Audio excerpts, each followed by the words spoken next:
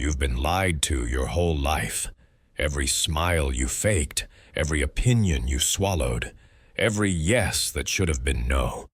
It cost you something, something you can't quite name, something that disappeared so gradually you didn't notice until now. What if the people who dislike you are proof you're finally becoming yourself? What if approval is the invisible cage and rejection is the key? Here's what they never told you. The most successful people in history weren't universally loved. They were polarizing, divisive, sometimes hated. Why? Because growth requires friction, and friction creates enemies. 3 questions will haunt this audiobook. First, why do we crave approval from people we don't even respect? Second, what would you attempt if you knew half the world would criticize you? Third, who have you never become because you feared being disliked? By the end of our time together, you'll understand something that could change everything. Being disliked isn't failure. It's the admission fee to an authentic life. Let's begin with a hard truth about the mask you're wearing right now. Before you were 5 years old, something happened that would shape the next several decades of your life.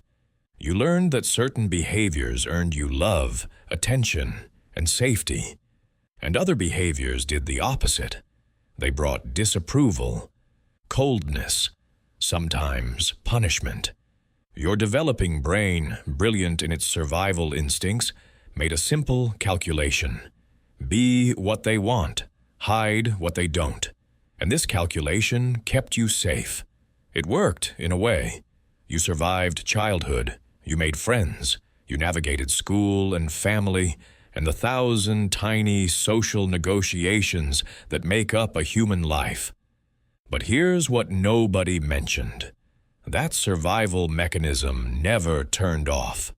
It's still running in the background of your psyche right now, decades later, long after the threats have changed.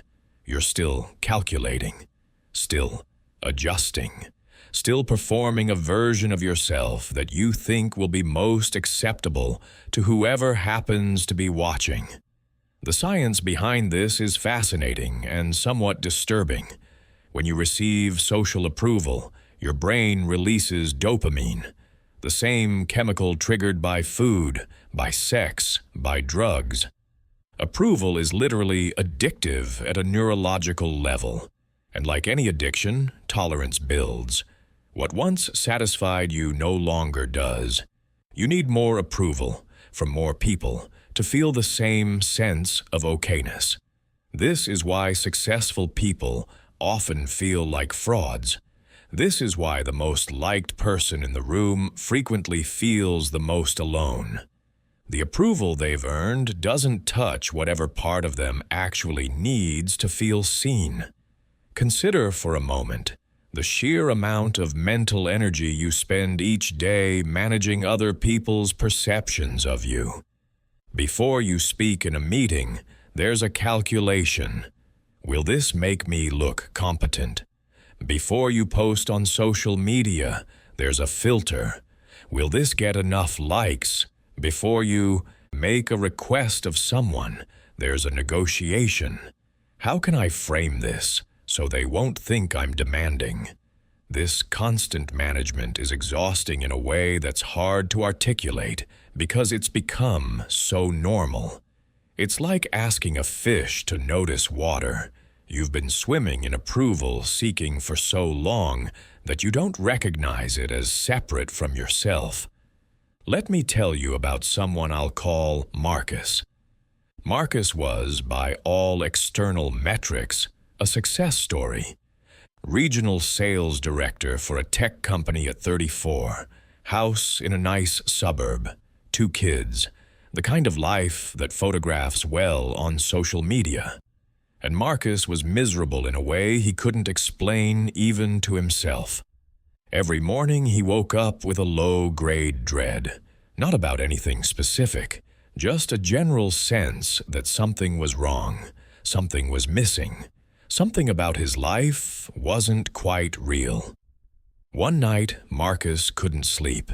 He got up around 2 in the morning and found himself sitting at the kitchen table in the dark, doing something he hadn't done since he was a teenager.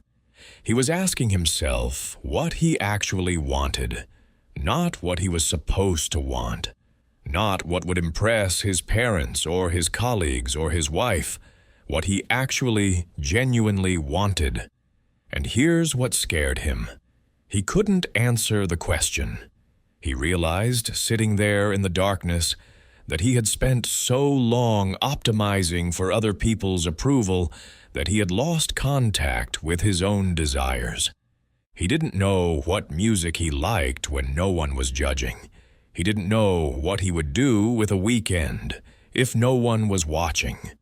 He had become so good at being what others wanted that he had essentially disappeared. The technical term for what Marcus was experiencing is self-alienation. It's the gap between who you perform yourself to be and who you actually are.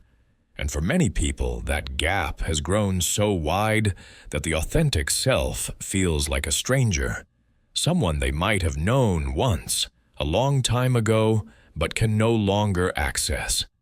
Maybe you recognize something of yourself in Marcus's story.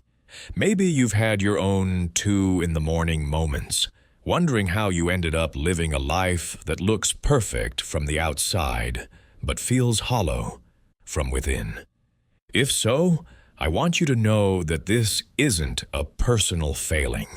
This is the predictable result of a system that taught you, from your earliest moments, that approval equals safety and disapproval equals danger.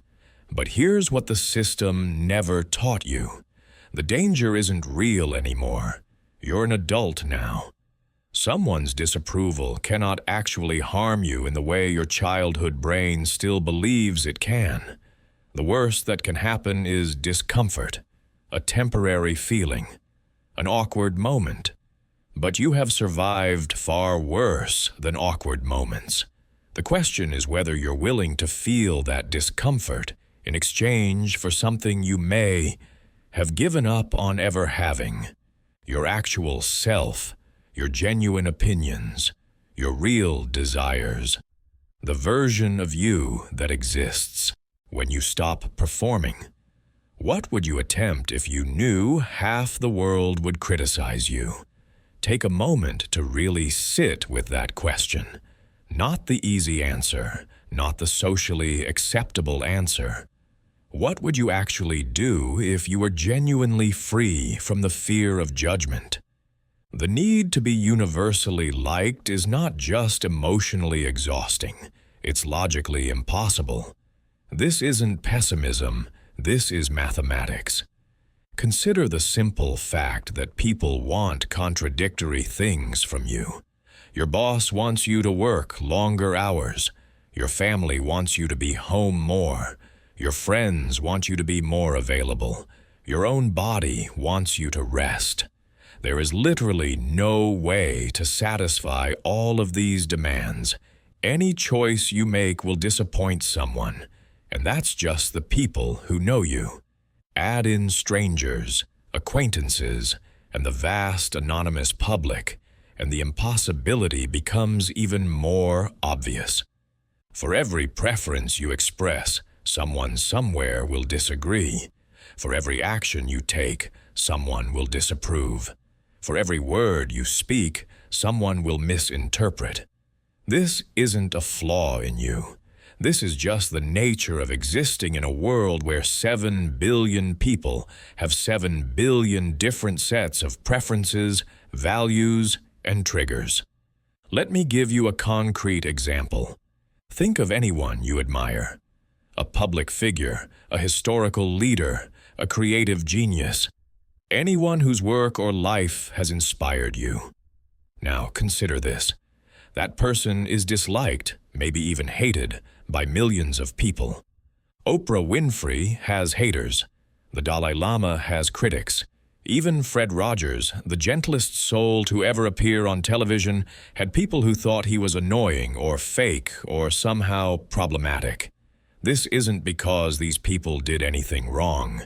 It's because visibility guarantees opposition. The more you show up as yourself, the more people will have opinions about you. Some of those opinions will be negative. This is not something you can prevent by being good enough. It's simply the price of being visible. Here's the paradox that most people never recognize. The harder you try to be likable, the less authentic you become. And the less authentic you become, the harder it is for people to genuinely connect with you. What they're connecting with is a performance, a carefully crafted image. And on some level, they can sense this, even if they can't articulate it. Have you ever met someone who seemed too smooth, too polished, too eager to please? There's something off-putting about that, isn't there? You can't quite trust someone who has no edges, no opinions, no moments of friction. It feels like a sales pitch rather than a conversation. That's what chronic people-pleasing does. It makes you a very effective salesperson for a product that doesn't exist. You're constantly marketing an ideal version of yourself that you can never actually deliver on because it isn't real. I want to introduce you to a concept I call the 30% rule. In any group of people who encounter you, roughly 30% will not like you. This isn't because you've done something wrong. It's just statistical inevitability based on personality differences, past experiences, unconscious biases, and random chance. 30%. That means if you're in a room with 10 people, 3 of them probably won't connect with you. If you have 1,000 followers on social media, 300 of them are either indifferent or actively turned off by your presence. If you give a presentation to 100 colleagues, 30 of them will walk away with a negative impression no matter how well you performed. Most people find this terrifying. But here's what I want you to consider. If 30% not liking you is inevitable, then isn't it liberating to stop trying to reach zero? You're going to lose those 30% anyway. The only question is whether you'll sacrifice your authenticity in a futile attempt to win them over. The successful people who seem to handle criticism, haven't figured out how to be universally liked. They've figured out how to accept the 30% as part of doing business. They've made peace with polarization. They've recognized that having strong supporters and strong detractors is far better than having a sea of lukewarm indifference. Being memorable requires being willing to be disliked. Think about that. The things that make you interesting, the things that make you unique, the things that make you someone worth paying attention to, these are almost always the same things that will turn some people off. Your intensity, your weirdness, your strong opinions, your unconventional choices. These are features, not bugs, but only if you're willing to let them be seen. Here's the truth about the middle of the road. Nothing important ever happened there. Every meaningful contribution to art, science, business, or culture came from someone willing to stake out a position that some people hated. The Impressionists were mocked. The theory of continental drift was ridiculed for decades. Every business that changed an industry did so by ignoring the conventional wisdom that everyone else agreed on. You don't have to change the world to apply this principle. You just have to be willing to have a preference, to state an opinion, to make a choice without running it through the "how will everyone react" filter first. This might sound small, but for chronic people pleasers, it's revolutionary. What makes you interesting enough to be disliked? Not everyone, just some people. What is the quality or belief or preference that, if you expressed it fully, would cause certain people to turn away? And is it possible that this same quality is exactly what would cause the right people to lean in? Your brain is trying to protect you from something that no longer exists. 10,000 years ago, being rejected by your tribe was a death sentence. If the group decided you didn't belong, you were cast out into a world where survival alone was nearly impossible. Predators, starvation, exposure, these were real threats that made social acceptance a matter of life and death. Your amygdala, the almond-shaped structure deep in your brain that processes threats, learned this lesson well. When you experience social rejection, your amygdala sounds the alarm. Danger, it screams. You're being cast out. You're going to die. This is why rejection hurts so much. Brain imaging studies have shown that social rejection activates the same neural pathways as physical pain. The same regions that light up when you stub your toe also light up when someone criticizes you, excludes you, or shows disapproval. From your brain's perspective, these experiences are equivalently threatening. But here's the crucial insight. Your amygdala is ancient and indiscriminate. It can't tell the difference between a saber-toothed tiger and a mean comment on the internet. It can't distinguish between exile from the tribe and a colleague giving you a weird look in a meeting. It responds to all perceived social threats with the same primitive alarm. This means that every time someone disapproves of you, your brain is essentially telling you that you're about to be eaten by a predator, which is, to put it mildly, an overreaction. The worst that will actually happen is that you'll feel uncomfortable for a while. Not pleasant, certainly, but not lethal. I knew someone, let's call her Diana, who was a genuinely talented artist. She had spent years developing her skills, creating work that was original and emotionally powerful. But she had never shown it to anyone outside her immediate family. Why not? Because years earlier, she had posted one piece online and received a handful of negative comments. A handful.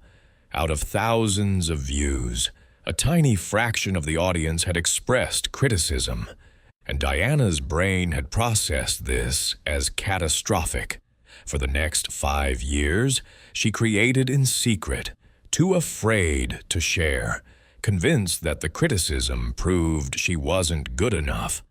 When Diana finally talked about this with someone who understood what was happening neurologically, she was able to see the absurdity of the situation. Her amygdala had hijacked her career over comments that she couldn't even remember the specifics of anymore. She had let a few strangers on the internet have veto power over her entire creative life. Here's what helped Diana and what might help you. There's a phenomenon called the 90-second rule. When you experience a strong negative emotion, the actual biological cascade of chemicals lasts about 90 seconds. After that, any continuation of the emotion is self-generated. It's you thinking about the situation and re-triggering the response over and over again. This means that if you can simply experience the physical sensation of rejection or criticism without adding mental commentary, without the stories about what this means about you or your future, the worst of it will pass in about a minute and a half. The pain is real, but it's brief. It's the narrative you add afterward that extends it into hours, days, or years. The next time you feel that sting of rejection or disapproval, try this. Notice where the sensation lives in your body. For most people, it's somewhere in the chest or stomach. A tightness, a heaviness, a kind of sinking feeling. Instead of immediately trying to make it go away, instead of launching into analysis of why it happened or what you should do about it, just be with the physical sensation for 90 seconds. Set a timer if you need to. Watch the sensation. Notice how it shifts and changes. Notice that it's actually made up of smaller sensations, waves of intensity that rise and fall. And notice, as the seconds pass, that it's survivable. You're still here. You're still breathing. The tiger didn't actually get you. This is neuroplasticity in action. Every time you allow yourself to feel rejection without catastrophizing it, you're teaching your brain a new lesson. You're saying, we can survive this. It's not the emergency you think it is. Over time, with repetition, your amygdala will begin to recalibrate. The alarm will still sound, but quieter. The recovery will be faster. The fear will lose its grip. What's the worst that actually happens if someone disapproves? Not the story your anxiety tells you, not the catastrophic cascade of imagined consequences. What actually happens? A moment of discomfort, a feeling of being unseen. And then, if you let it, the feeling passes. Life continues. The world doesn't end. Something strange happens when you stop chasing approval. You become more appealing. This sounds like a paradox, but there's solid psychology behind it. When you're constantly seeking approval, people can sense it. There's a neediness in your energy, a grasping quality that actually pushes others away. It signals that you don't believe you're worth their attention on your own merits. And if you don't believe it, why should they? But when you genuinely stop needing approval, when you become okay with the possibility that some people won't like you, you relax into yourself. You speak more naturally. You share opinions without hedging. You make choices without apologizing. And this self-possession is magnetic in a way that people-pleasing never is. Consider the massive amount of energy you currently spend managing perceptions. Every word you edit before speaking, every post you deliberate before sharing, every reaction you suppress to seem more likable, every fake smile, every forced laugh, every agreement with things you don't actually believe. Now imagine having all of that energy back. Imagine being able to direct it toward things that actually matter to you. Creativity, connection, contribution, rest.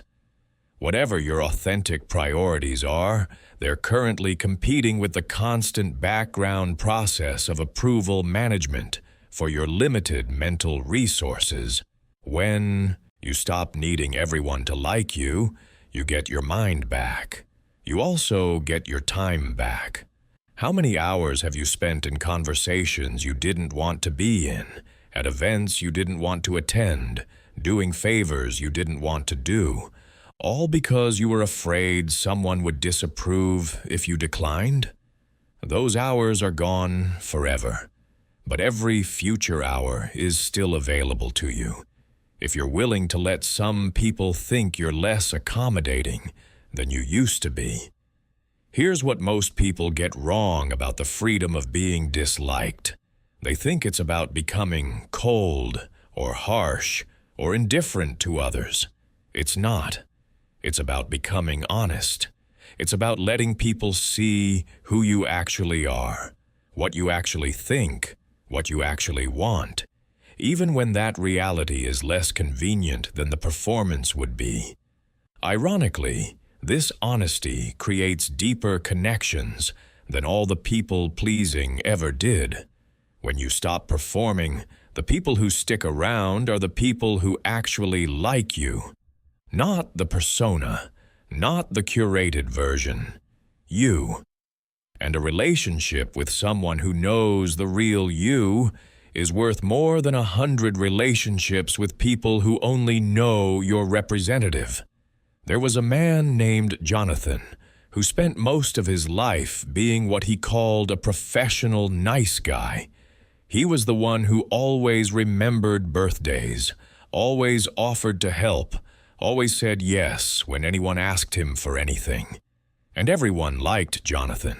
He had hundreds of friends, a crowded social calendar, a reputation as one of the most generous people anyone knew. But Jonathan had a secret. He resented almost all of it. Every favor he did came with an internal cost. Every birthday he remembered was motivated less by love than by fear. The fear that if he stopped being so useful, so accommodating, so relentlessly nice, people would realize he wasn't worth keeping around. Jonathan's life changed when he got seriously ill. For 3 months, he couldn't be nice. He couldn't remember birthdays, or offer favors, or maintain his social obligations. He could barely take care of himself. And in those 3 months, something revealing happened. Most of the hundreds of friends disappeared. They weren't bad people. They just didn't have a relationship with Jonathan. They had a relationship with Jonathan's usefulness. Without his performances of niceness, there was nothing to connect them. But a small handful stayed. 5 people, actually. They showed up at his apartment with food. They sat with him when he couldn't make conversation. They didn't need him to be anything other than what he was in that moment, which was sick and scared and unable to perform. Those 5 people taught Jonathan something that changed everything. The connections that survive the end of performance are the only connections that were ever real. He had traded years of his life, years of his energy, years of his authenticity, for relationships that evaporated the moment he couldn't keep up the act. When Jonathan recovered, he made a decision. He would rather have 5 real relationships than 500 performances. He started saying no. He stopped volunteering for everything. He let people see his actual opinions, his actual limitations, his actual self. Some people thought he had become selfish. Some people stopped calling. But the people who remained, and the new people who came into his life afterward, they were actually connecting with him. You deserve that kind of connection. You deserve relationships where you can show up as yourself rather than constantly wondering what version of you will be most acceptable today. But you can't have those relationships while you're still running the approval program. You have to be willing to let the performances end and see who stays. What would you do tomorrow if you didn't need anyone's approval? Not forever, just tomorrow.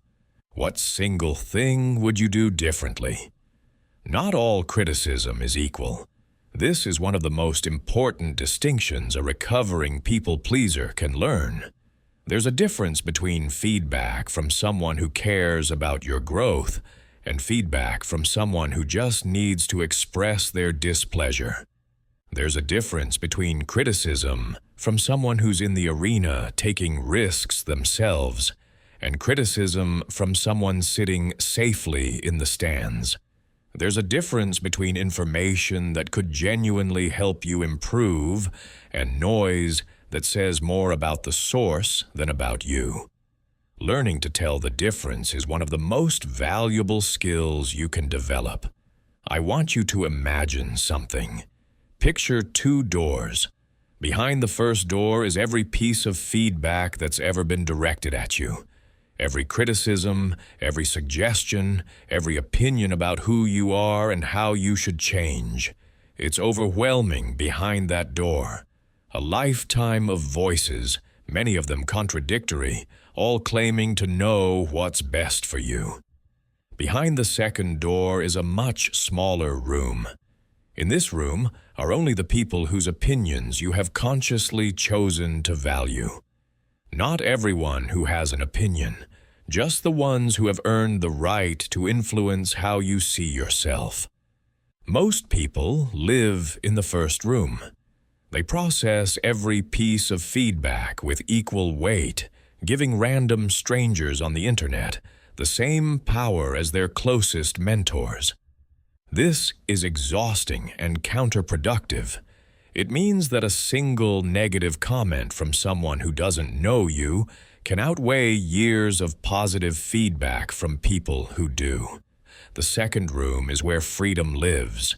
It's where you get to choose whose voices matter. There's a useful question to ask when you receive criticism. Is this person in the arena? The phrase comes from a famous speech about credit belonging to those who are actually in the fight, not to those who point out how the fighter stumbled. It applies perfectly here. If someone is criticizing your creative work, are they creating anything themselves?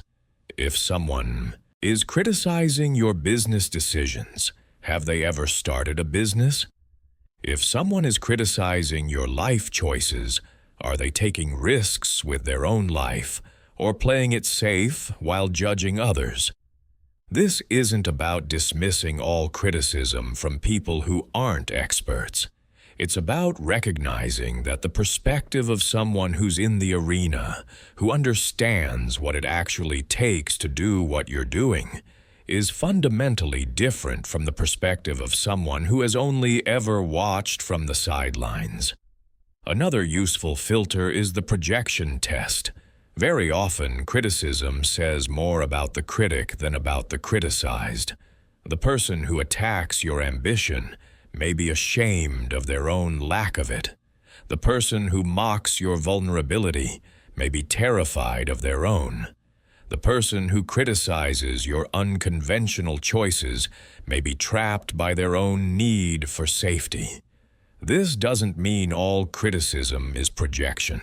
Some of it is accurate and useful, but before you internalize feedback, it's worth asking whether this is information about you or information about them.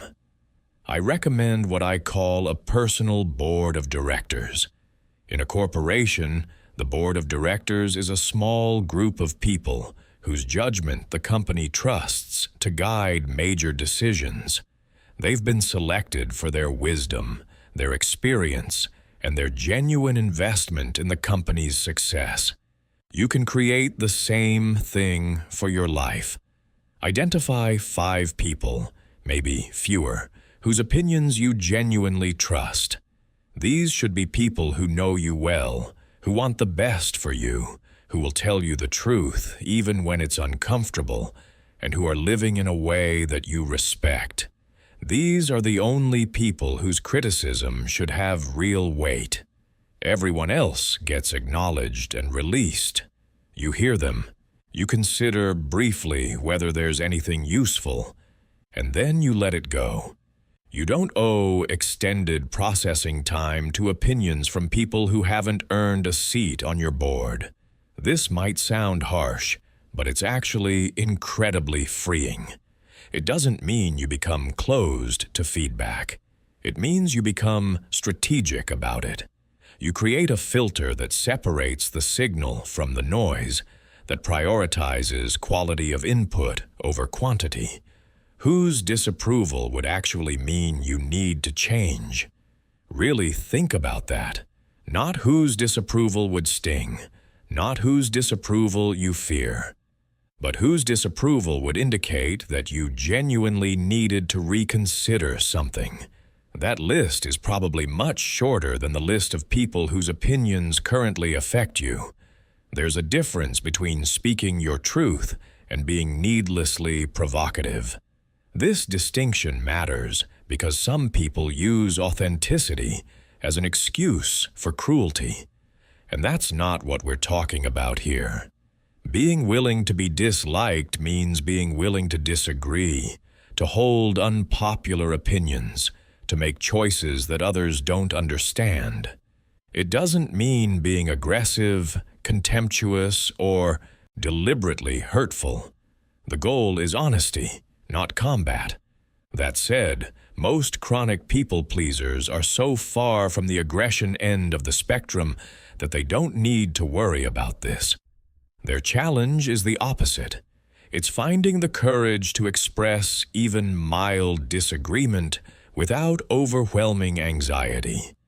Think about the last week of your life. How many times did you agree with something you didn't actually believe? How many times did you stay silent when you had a relevant perspective? How many times did you soften your opinion so much that it basically disappeared? These small silences seem harmless in isolation. What's the big deal if you don't correct someone's misconception?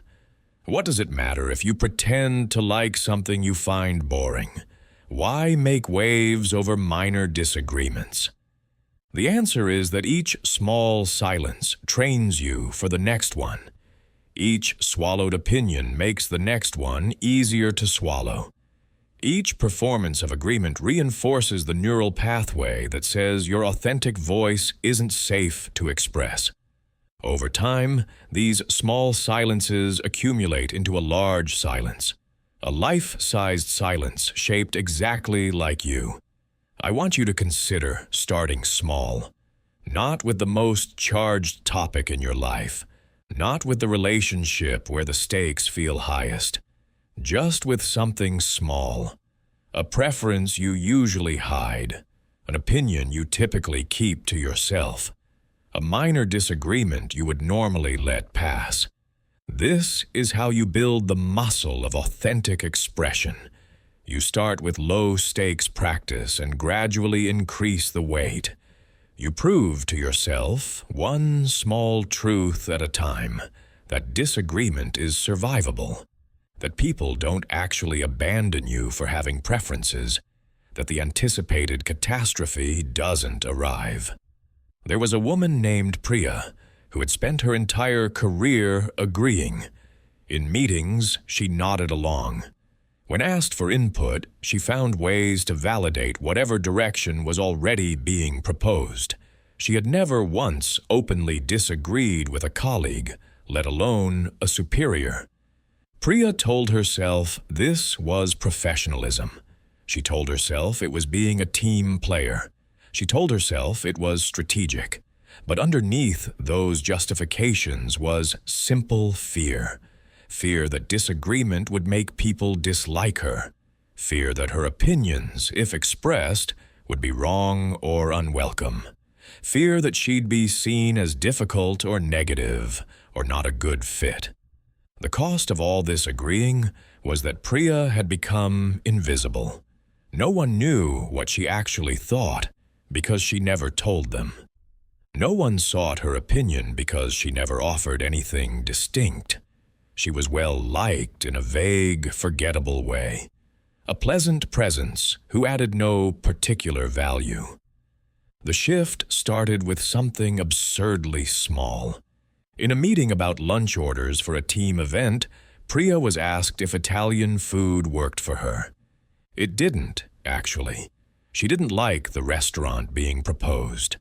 For 10 years, she would have smiled and said it sounded great. This time, she said no. She said she'd prefer something else. She suggested Thai food instead. The world did not end. Her colleagues didn't storm out. Her boss didn't call a disciplinary meeting. The team discussed briefly and compromised on a different Italian place that Priya actually did like. That was it. A minor disagreement, easily resolved, totally uneventful. But for Priya, it was everything. It was proof that her preference mattered, that she could express it, that disagreement didn't equal rejection. From there, she gradually increased the stakes. She offered a genuine opinion in a project meeting. She pushed back on a deadline she thought was unrealistic. She told a colleague she disagreed with their analysis. Each time, she braced for disaster.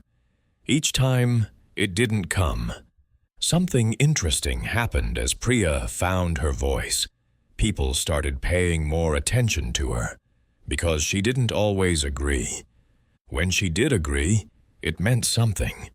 Her opinions carried weight precisely because they weren't automatic yes responses. She became someone whose perspective was sought rather than someone who just occupied space in the room. This is the gift that authenticity gives you. When you stop saying yes to everything, your yeses become meaningful. When you stop agreeing with everyone, your agreements become endorsements. When you stop performing agreeableness, your actual agreeability becomes visible. What truth are you most afraid to speak, and to whom? You don't have to speak it today, but name it, know it, recognize that there's something you're hiding, and that the hiding has a cost. Beneath all the performances, all the accommodations, all the carefully managed personas, there's someone. The person you are when no one is watching. The person you might have been if you'd never learned that approval was something you had to earn. For many people, this authentic self has become a stranger. They've spent so long performing that they've lost contact with the person doing the performing. They know what they're supposed to want, supposed to think, supposed to feel, but they don't know what they actually want, think, or feel. This disconnection has a name. Psychologists call it self-alienation, and it's one of the most common but least discussed consequences of chronic people-pleasing. How do you reconnect with someone you've been hiding from the world, and maybe from yourself, for decades? It starts with attention, genuine, curious, non-judgmental attention to your own inner experience. Most people spend almost no time in unfiltered contact with themselves. Their days are filled with inputs, information, other people's opinions, other people's demands. When they do have quiet moments, they immediately fill them with more inputs, checking their phones, turning on podcasts, scrolling through feeds. Anything to avoid being alone with themselves. This avoidance makes sense when you think about it. Being alone with yourself means being alone with all the parts you've been suppressing, the opinions you don't share, the desires you don't act on, the feelings you don't let yourself feel. Quiet is where all those hidden things have room to surface. No wonder people avoid it. But avoidance is also what maintains the disconnection. You can't know yourself if you never spend time with yourself. You can't access your authentic desires if you never create space for them to emerge. I want you to try something. 30 minutes of nothing. No phone, no music, no book, no task. Just you. In a room, with your own thoughts and feelings. See what surfaces. For most people, the first few times they do this, it's deeply uncomfortable. There's a restlessness, an anxiety, a strong pull toward distraction. This discomfort is information. It's telling you how unfamiliar you've become with your own company. But if you stay with it, if you let the discomfort be there without running from it, something else starts to happen. Your mind begins to settle. Random thoughts arise and pass, and occasionally something true surfaces. A genuine feeling, a real desire, a piece of you that's been waiting for attention. The question, who am I when no one is watching, seems simple, but for many people it's genuinely hard to answer. They know who they are at work, with family, with friends, in public. They know all the roles. But the person beneath the roles? That's murkier. Here's a way to start getting clarity. Think about the different versions of you that exist for different audiences. The you that shows up at work, the you that shows up with your parents, the you that shows up with close friends, the you that shows up with strangers. What changes between these versions? The obvious things like topics of conversation and level of formality. Sure. But what else? Does your sense of humor change? Your posture? The opinions you're willing to express? The parts of your history you're willing to reveal? Some variation is normal and healthy. Context matters.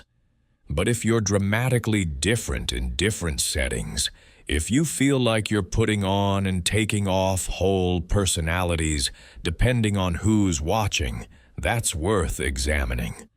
Which of those versions feels closest to true? And what would it mean to bring that truer version into more of your life? I knew a man who had a revelation when his worlds unexpectedly collided. Marcus had always kept his friend groups completely separate. His work colleagues saw one version of him. His college friends saw another. His family saw a third. He told himself this was just normal compartmentalization, just code switching, just adapting to context. Then all three groups ended up at his birthday party. Marcus spent the entire evening in a state of low-grade panic. He couldn't figure out which version of himself to be. The jokes that his college friends would laugh at would scandalize his work colleagues. The topics his family wanted to discuss would bore everyone else. He felt like a fraud being pulled in three directions, unable to commit to any single self. The next day, he asked himself a question that changed how he thought about all of this. Which version of me do I actually want to be? Not which version is most appropriate for which audience. Which version do I genuinely want to exist as? The answer surprised him. None of them. None of the personas he had crafted were quite right. They were all compromises, all performances optimized for external approval. The version of himself he actually wanted to be was someone none of these audiences had ever fully met. This realization led Marcus to start making different choices. He began bringing elements of his college self into work conversations. The humor, the casualness, the willingness to express uncertain opinions. He began bringing elements of his work self into family interactions, the directness, the efficiency, the confidence. He stopped trying to be a different person for every room and started trying to be the same person in every room. It didn't go perfectly. Some work colleagues found him too casual. Some family members found him too direct. Some college friends thought he'd become too serious. But for the first time in his adult life, Marcus felt like he was living as one person instead of as a collection of characters. Your values are a map back to yourself, not the values you think you should have, not the values you profess because they sound good. Your actual values, the things you genuinely care about, the priorities that would drive your choices if no one was watching or judging. Most people have never clearly identified their values. They have vague notions, inherited beliefs, cultural defaults, but they haven't done the hard work of asking what truly matters to me and then actually living by the answer. Values are clarifying because they simplify decisions. When you know what you value, you don't have to run every choice through the exhausting filter of what will everyone think. You can run it through a simpler filter. Does this align with what I care about? Someone whose core value is creativity will make different choices than someone whose core value is security. Someone who values deep relationships over many relationships will organize their life differently. Someone who values adventure over comfort will take different risks. None of these is right or wrong. They're just different maps to different lives. What are your values? And here's the harder question. Are you living by them, or are you living by the values you think will earn you approval? Saying no is one of the most difficult things for a people pleaser to do. It's also one of the most necessary. Every time you say yes to something you don't want to do, you're saying no to something you do want to do. Your time and energy are finite. Every obligation you take on to please someone else is time and energy you're taking away from your own priorities, your own well-being, your own life. But for chronic people pleasers, no feels dangerous. It feels selfish. It feels like rejection of the person asking. They imagine the disappointment, the judgment, the potential loss of relationship. And so they say yes, again and again and again. Here's what I want you to understand. Boundaries are not walls. They're property lines. They don't exist to keep people out. They exist to define where you end and others begin. They're actually essential for healthy relationships because without them, you lose yourself. And a self that's lost can't genuinely connect with anyone. Think about the people you most respect. Are they people who say yes to everything? Or are they people who have clear limits, who protect their time and energy, who know what they will and won't do? Usually, it's the latter. Boundaries signal self-respect, and self-respect is attractive. The guilt you feel when setting a boundary is not evidence that you're doing something wrong. It's evidence of your conditioning. You were taught that your value comes from being useful, accommodating, available. Of course, it feels wrong to contradict that teaching. The guilt is your old programming protesting the update. But here's the thing about guilt. It passes. The feeling of guilt after saying no is temporary. The resentment that builds from saying yes when you meant no, that lasts. The self-abandonment of ignoring your own needs to manage someone else's reaction, that accumulates. Over time, the cost of weak boundaries far exceeds the cost of the temporary discomfort of enforcing them. There was a woman I'll call Elena, who was the designated helper in every area of her life. At work, she was the one who stayed late to help others with their projects. In her family, she was the one who handled every emotional crisis. Among her friends, she was the one who was always available to listen, to support, to give advice. Elena was exhausted. She had nothing left for herself. She couldn't remember the last time she'd read a book she actually wanted to read, exercised regularly, or had an evening that wasn't interrupted by someone else's need. But she couldn't say no. The thought of declining a request felt physically impossible, like trying to lift a car. Her whole identity was built on being the helper. Who would she be if she stopped helping? The shift happened when Elena's body made the decision for her. She got sick. Not a little sick, genuinely ill, unable to work or help or be available for several weeks. And during those weeks, forced into stillness, she had time to think. She thought about how no one had asked her how she was doing in months. She thought about how the people she helped rarely offered to help her. She thought about how her constant availability had trained everyone in her life to expect her constant availability. She thought about how she had, without meaning to, created her own prison. When Elena recovered, she started an experiment. She said no to the next favor request, just one. She braced for disaster. The disaster didn't come. The person asking was briefly surprised, said okay, and asked someone else. That was it. She said no again and again. Each time, the anticipated catastrophe failed to materialize. People adjusted. They found other resources. Some of them, Elena realized, had become entirely dependent on her, precisely because she had never required them to develop any other options. A few people did react badly. They expressed hurt, frustration, accusations that Elena had changed and was being selfish. These reactions were painful, but they were also revealing. The people who couldn't accept Elena's boundaries were the people who had only ever valued her usefulness. They weren't actually in relationship with her. They were in relationship with what she could do for them.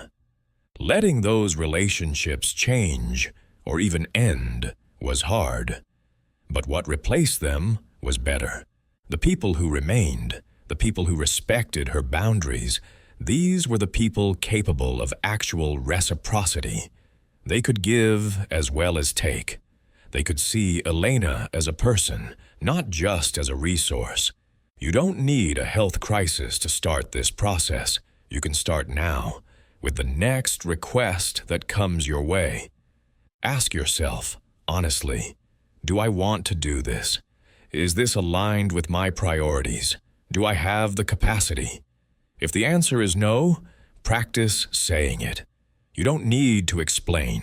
You don't need to justify. You don't need to apologize.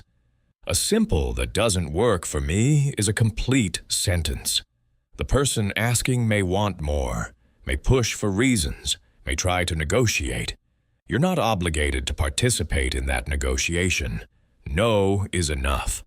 What are you currently tolerating that violates your self-respect? Not something huge. Not a dramatic intervention. Just one thing.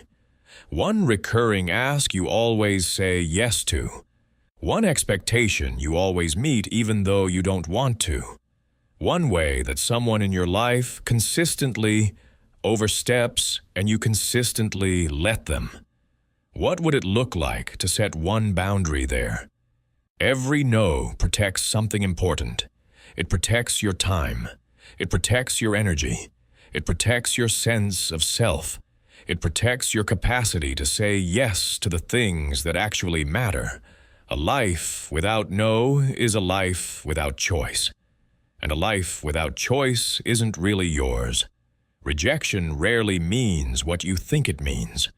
When you're turned down for a job, passed over for a promotion, excluded from a social group, or told no to a request, the story your mind tells is usually some version of you're not good enough. The rejection becomes proof of your inadequacy, evidence that your fears about yourself were right all along. But this interpretation is almost always wrong, or at least wildly incomplete. Consider how many factors go into any single rejection.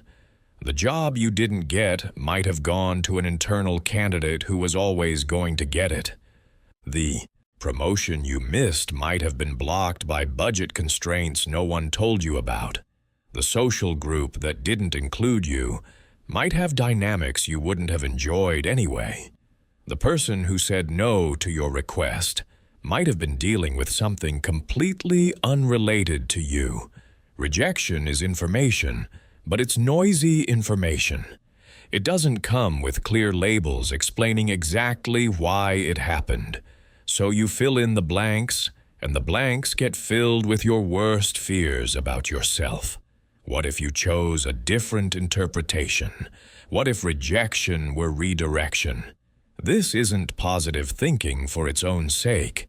It's based on a pattern that shows up consistently in people's lives when they look back over the long term. The rejection that seemed devastating at the time often turned out to be protective. The door that closed led them, eventually, to a better door. The no they received made space for a yes they couldn't have imagined. I want to tell you about a man named David who experienced what he called the worst rejection of his life. He had been working toward a partnership at his law firm for 8 years. He had sacrificed everything, his health, his relationships, his hobbies, any semblance of work-life balance. The partnership was the goal that justified all those sacrifices. He didn't get it. The firm decided to go with someone else, someone David considered less qualified, less dedicated, less deserving. He was devastated. 8 years of his life wasted. All those sacrifices pointless. His entire identity had been built around becoming partner at this firm, and now that identity lay in ruins. For several months, David was in something like grief. He went through the motions at work, but felt hollowed out. He avoided friends because he couldn't stand the pity in their eyes. He seriously considered leaving law entirely, since it seemed like the field had rejected him. But then, something interesting happened. Forced to reconsider his path, David started asking questions he'd never allowed himself to ask. Did he actually like being a lawyer? Had he ever? Or had he just been on autopilot, following the path that seemed prestigious, successful, approval-worthy? The answers were uncomfortable. He'd chosen law because his father was a lawyer. He'd stayed because the money was good and people were impressed. He'd pursued partnership because that's what successful lawyers did. At no point had he ever asked whether any of this was what he genuinely wanted. With nothing left to lose, David started exploring other options. He took a sabbatical. He traveled. He read books he'd been meaning to read for years. He talked to people in different fields. And slowly, a new direction emerged. Something that combined his legal skills with a passion for education he'd never let himself take seriously. 5 years later, David runs a nonprofit that provides legal education to underserved communities. He makes far less money than he would have as a partner. He has far less prestige. But when he talks about his work, there's an aliveness in him that was never present when he talked about the law firm. The rejection that destroyed him became the redirection that saved him. I'm not suggesting that rejection is always a blessing in disguise. Sometimes rejection is just painful and unfair. Sometimes the door that closes was genuinely the right door. The point isn't that rejection is secretly good. The point is that you can't always tell at the moment of rejection what category you're in. Given this uncertainty, how you interpret rejection becomes a choice. You can choose the interpretation that makes you feel helpless and inadequate, or you can choose the interpretation that keeps you curious and open to what might come next. Here's a practice that can help. Keep a rejection resume. Every time you experience rejection, write it down. Include the date, what you were rejected from, and how you felt at the time. Then, periodically, review your rejection resume and add updates. What happened after that rejection? What new opportunity did it lead to? What did you learn? Over time, this practice reveals patterns. You start to see that rejections you thought were disasters often led to developments you couldn't have predicted. You build evidence that your initial interpretation of rejection is usually wrong, or at least incomplete. And this evidence gives you more resilience for future rejections. The other thing that helps is the practice of gratitude for past rejections. I know this sounds strange, but think about a specific rejection from your past, something that hurt at the time. Now trace the chain of events that followed. Where did that rejection eventually lead? What would you have missed if you'd gotten the yes you wanted? Often, the chain leads somewhere unexpected and valuable. The relationship that didn't work out led to the space in which you met your actual partner. The job you didn't get led to the job you were meant for. The opportunity you lost led to the opportunity you wouldn't trade for anything. What current rejection might be protecting you from the wrong path? You can't know for certain, but you can hold the possibility. If you're going to be yourself, some people aren't going to like it. This isn't pessimism, it's physics. Anything with shape casts a shadow. Anything with definition has edges. Anything that stands for something stands against something else. The more clearly you express who you are, the more clearly you define who you're not for. The alternative is shapelessness. Being so flexible, so accommodating, so willing to mold yourself to any context that no one can get a clear picture of you. This might seem safe.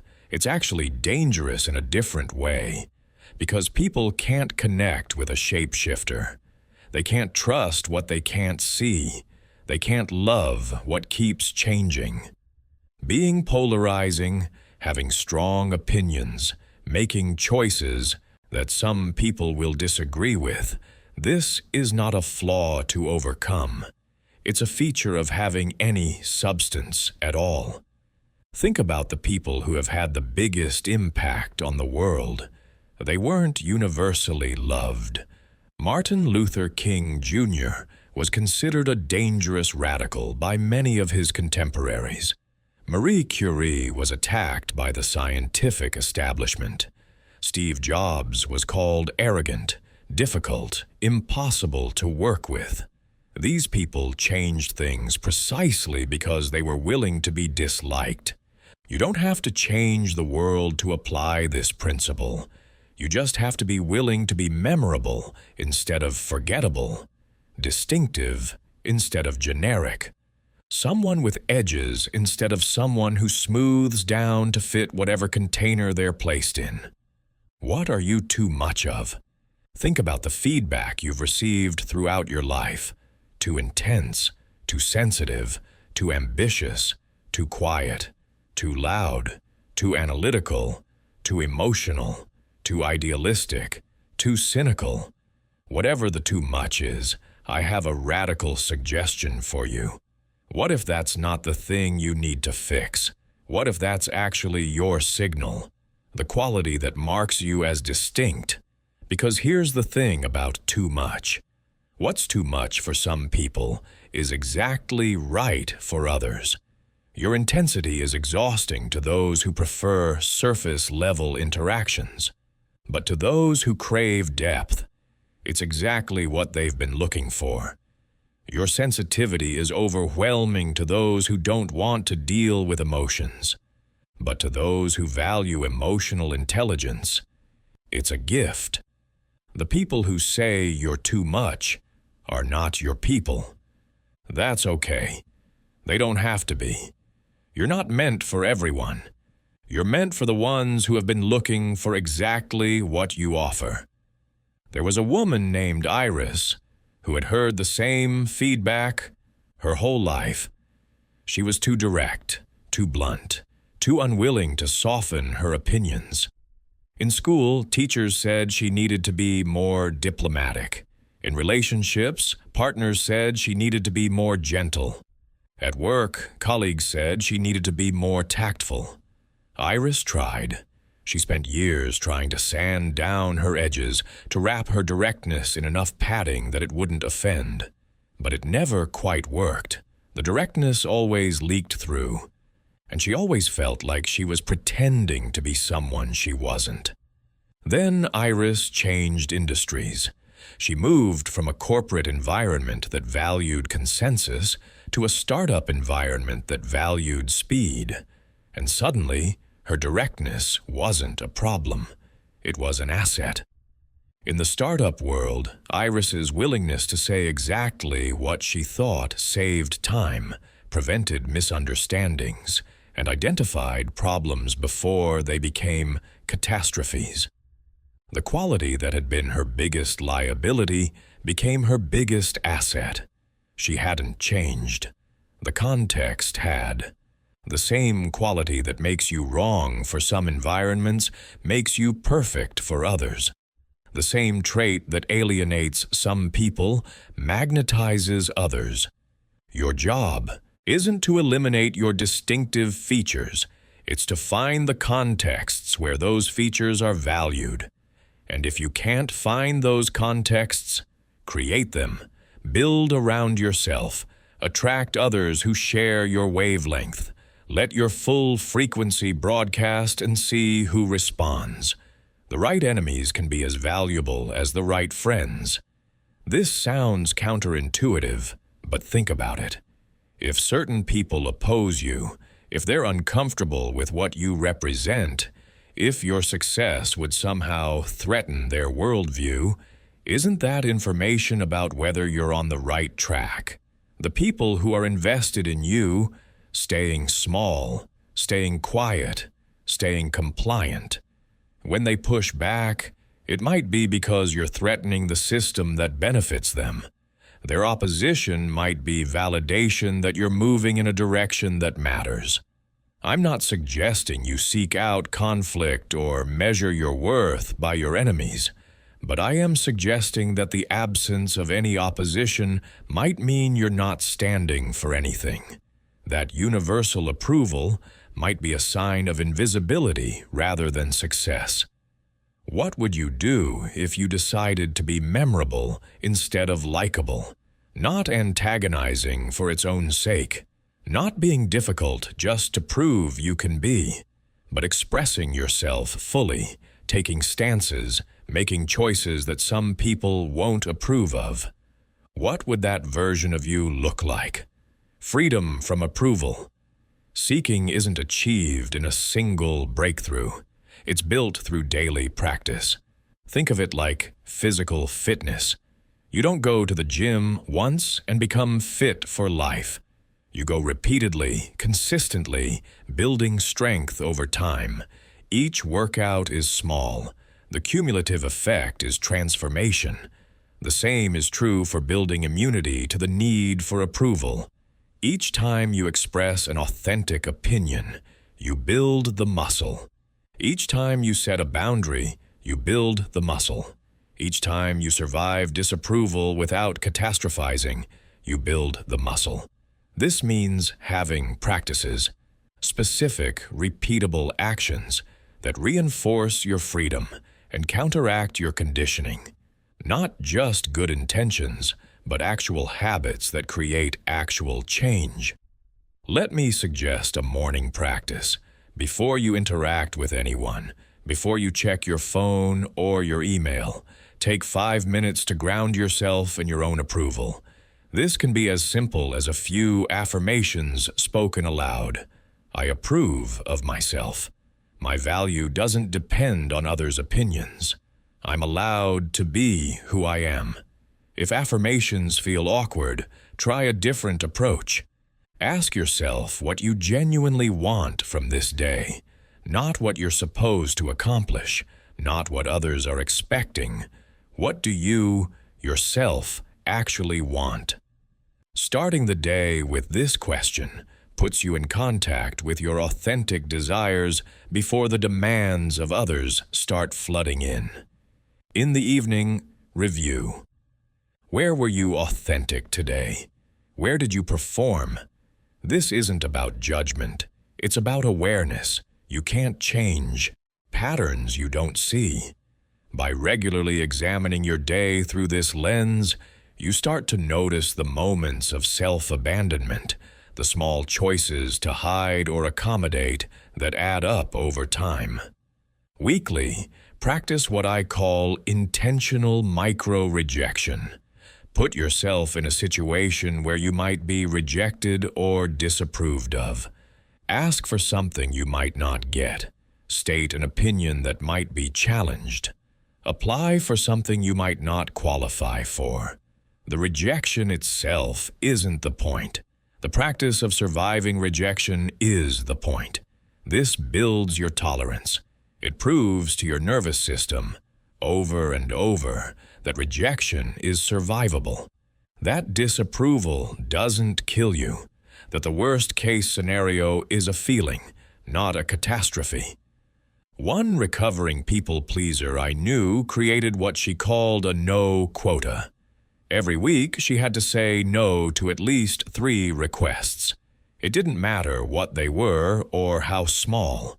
The goal was simply to practice the word, to build the neural pathways of declining, to prove that saying no was something she could do. At first, it was excruciating. She would agonize over which requests to decline. She would over-explain and apologize profusely.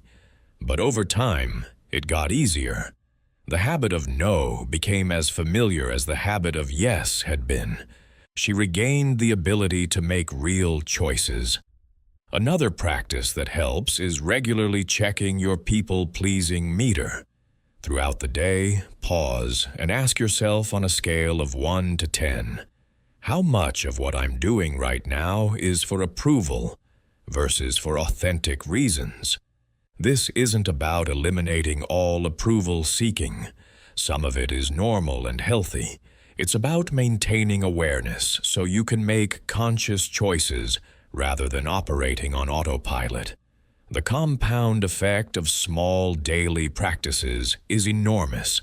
A single boundary set won't change your life, but a year of daily boundaries will. A single authentic statement won't transform your relationships, but 1,000 of them will. Trust the process. Trust the accumulation. Trust that every small act of authenticity is building towards something larger. What one daily practice would most strengthen your approval immunity?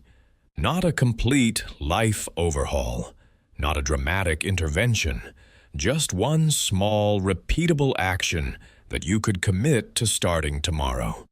The version of you that has fully released the need for approval, what does that person look like?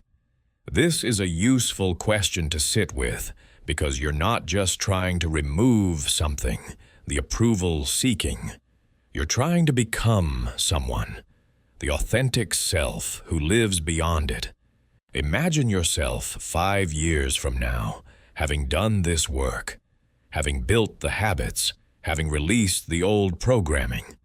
What's different? Maybe you speak more freely.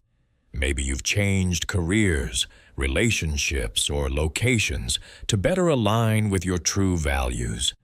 Maybe you've created something, art, business, community, that you were too afraid to attempt before. Maybe you simply move through daily life with less anxiety, less second-guessing, less exhausting mental management of everyone else's possible reactions.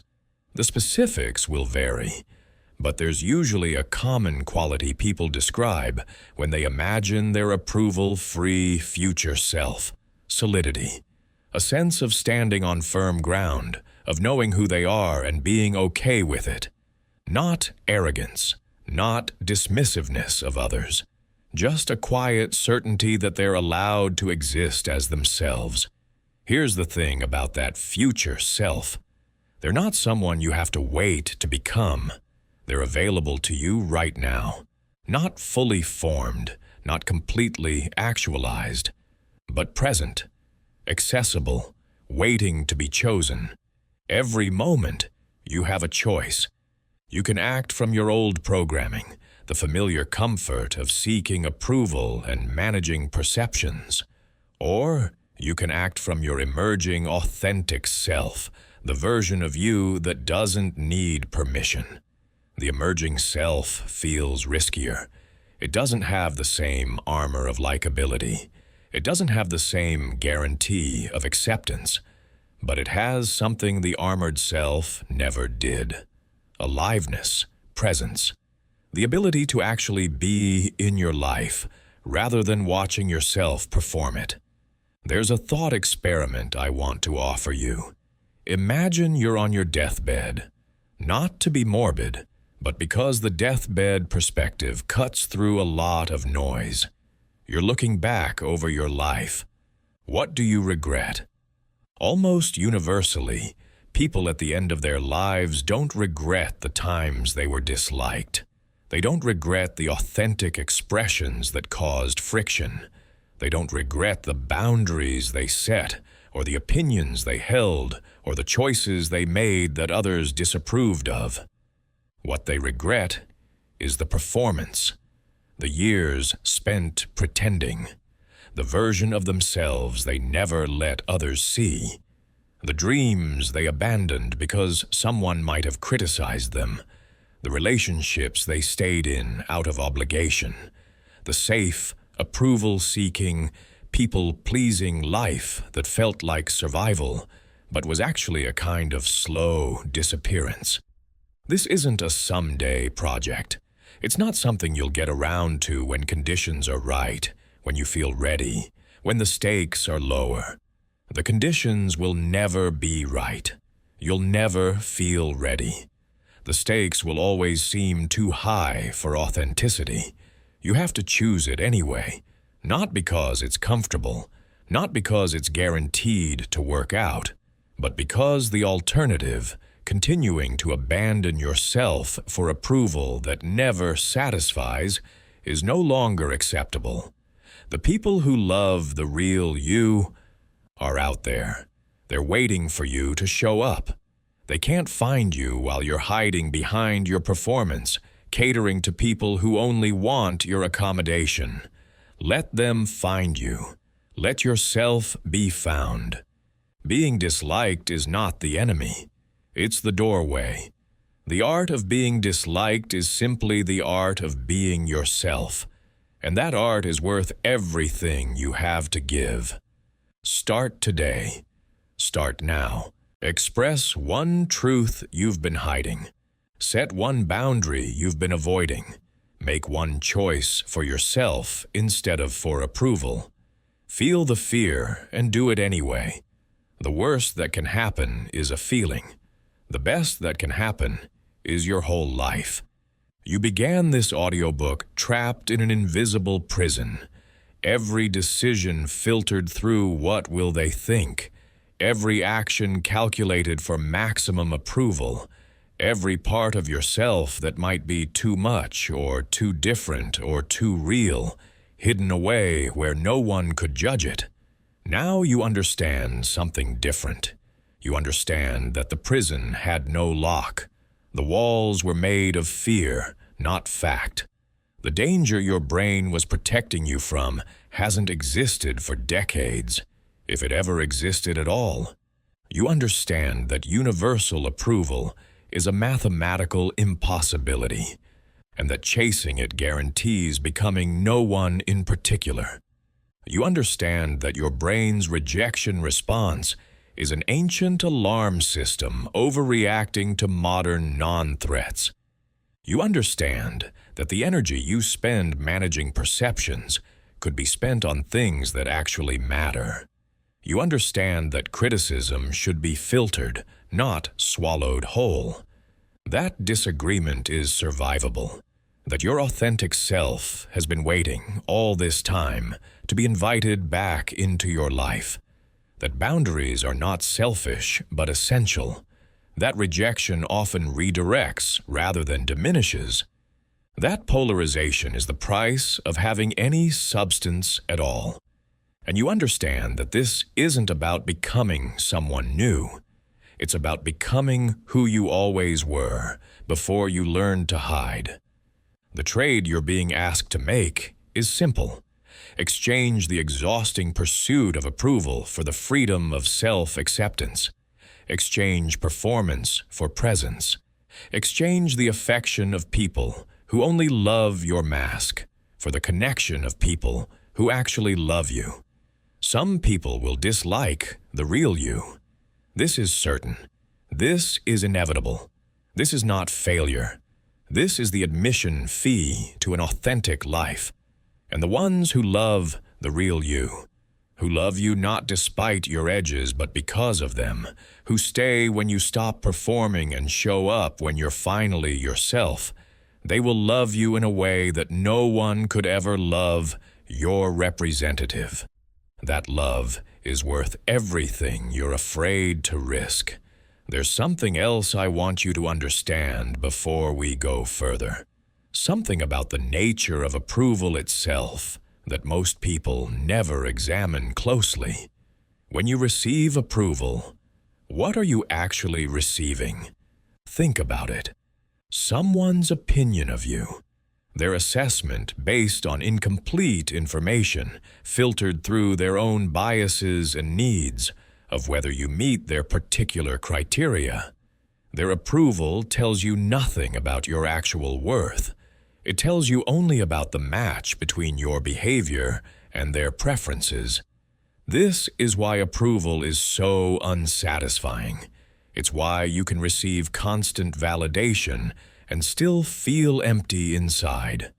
Because deep down, you know that what they're approving of isn't really you. It's your performance, your accommodation, your carefully curated presentation. And even if it were really you they were approving of, so what? Their opinion is just an opinion. It doesn't change anything fundamental about who you are. It's a data point, not a verdict. One perspective among billions. The desperate pursuit of approval treats other people's opinions as if they were objective truth, as if their assessment of you were a measurement, like your height or weight. But it's not. It's subjective. It's variable. It's often based on factors that have nothing to do with you.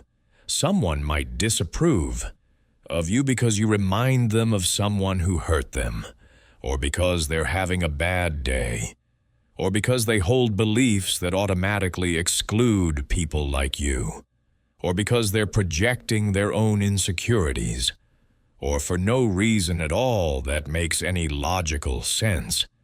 Their disapproval, in other words, is mostly about them, not about you. The same is true of their approval, by the way. People approve of you for reasons that have as much to do with their own needs and biases as with anything about you. Their approval might be because you remind them of someone they loved, or because you make them feel good about themselves, or because you fit a category they've been conditioned to appreciate. Neither approval nor disapproval tells you much about your actual value. They tell you about the opinions of the particular humans you've encountered, and those opinions are far less meaningful than you've been treating them. What if you stopped using other people's reactions as your mirror? What if you developed an internal sense of your own worth that didn't fluctuate based on external feedback? What if you could receive a compliment without inflating and receive criticism without deflating, because your identity was anchored somewhere deeper than other people's assessments? This is the stability that authenticity eventually brings, not immediately. The early stages of this work can feel destabilizing as you lose the familiar handholds of approval seeking. But on the other side, there's a groundedness that external feedback can't shake. You become like a tree with deep roots. The wind can blow, the storms can come, but you don't get knocked over because your foundation goes deeper than the surface conditions. This doesn't mean you stop caring what people think. Caring is human. Feedback can be useful. Connection requires attunement to others' responses. The goal isn't to become a sociopath who literally doesn't care about anyone's opinion. The goal is to stop being controlled by those opinions, to be able to consider them without being devastated by them, to filter them intelligently rather than swallowing them whole, to stay connected to your own sense of self even when others are telling you who you should be. This is emotional maturity. This is psychological independence. This is what it looks like to be a complete person rather than a collection of reactions to other people's reactions. And it's available to you through practice, through awareness, through the repeated choice to return to yourself when the world tries to pull you away. I want to spend a moment on something that often trips people up in this work, the difference between self-acceptance and stagnation. Some people hear these ideas about not needing approval and interpret them as license to stop growing. If I should accept myself as I am, they reason, then I don't need to improve anything. If other people's opinions don't matter, then I can ignore all feedback and never change. This is a misunderstanding. A convenient one, perhaps, because it turns the path of authenticity into an excuse for complacency, but a misunderstanding nonetheless. Self-acceptance and self-improvement are not opposites, they're partners. You can accept yourself exactly as you are right now and simultaneously want to grow. You can love yourself unconditionally while still recognizing areas where you'd like to develop. You can stop needing external validation while remaining genuinely curious about how you might become more effective, more skillful, more capable of contribution. The difference is the motivation. When you're trying to improve to earn approval, the process is tainted. You're not really growing for yourself. You're performing growth for an audience. The minute the audience stops watching, the motivation disappears. But when you're improving because you genuinely want to become more yourself, because you're curious about what you're capable of, because growth feels like a natural expression of being alive, then the process is sustainable. It doesn't require external validation to continue. It's self-generating. Paradoxically, people often grow faster once they stop trying to grow for approval. The pressure is off. The perfectionism relaxes. Mistakes become information rather than indictments. Learning becomes play rather than performance. So don't let these ideas become an excuse to stop developing. Let them become a foundation for development that's actually sustainable. Keep learning. Keep stretching. Keep becoming more of what you're capable of. Just do it for yourself, not for the audience. There's also the question of discernment. I've been encouraging you to express your authentic self, to share your real opinions, to stop hiding who you are. But this doesn't mean vomiting every thought onto every person in every context. Authenticity includes wisdom about when and how to share. It includes reading rooms. It includes recognizing that not everyone deserves access to your inner world. It includes strategic choices about what to reveal and when and to whom. The difference between authentic discernment and people-pleasing is the motivation. People-pleasing hides to avoid disapproval. Authentic discernment chooses what to share based on what's appropriate and effective. People-pleasing performs for an audience. Authentic discernment considers context while remaining grounded in truth. You don't have to share everything with everyone. You don't have to be equally open in all settings. You don't have to treat your authentic self as an all-or-nothing proposition. What you do have to do is stop lying. Stop pretending to agree when you don't. Stop suppressing fundamental parts of yourself because you're afraid of reactions. Stop abandoning your real needs and values for the sake of fitting in. Within those constraints, there's enormous room for wisdom about how you present yourself. You can choose to focus on certain aspects in certain contexts without betraying your integrity. You can adapt your communication style while keeping the substance honest. You can be strategic without being inauthentic. The key question to ask yourself is whether you're adapting out of wisdom or out of fear. Wisdom-based adaptation feels clean. Fear-based adaptation feels like self-betrayal. Learn to recognize the difference in your body and use that recognition to guide your choices. So, who will you be now? The person everyone sort of likes? The safe choice? The reliable performer who never offends anyone because they never really show up anywhere? or the person you finally respect? The one who speaks truth, who sets limits, who chooses authentically, who accepts that some people will turn away and does it anyway, who knows that being disliked by some is the price of being truly loved by others. The art of being disliked is simply the art of being yourself, and you've just begun to master it. But mastery isn't a destination, it's a practice. Tomorrow, you'll have opportunities to choose performance or authenticity. Next week, you'll have chances to seek approval or express truth. For the rest of your life, this choice will keep presenting itself, and you'll keep making it, one moment at a time. The difference now is that you know. You know the cost of the approval game. You know the freedom available on the other side. You know that your fear has been lying to you. You know that you can survive disapproval. You know that you deserve to take up space in the world as exactly who you are. Knowledge isn't enough, but it's the beginning. Start where you are. Start with something small. Start today. Let one person see you. Speak one truth. Draw one line. Make one choice that's yours. And then do it again tomorrow. The world doesn't need another performer. It needs you.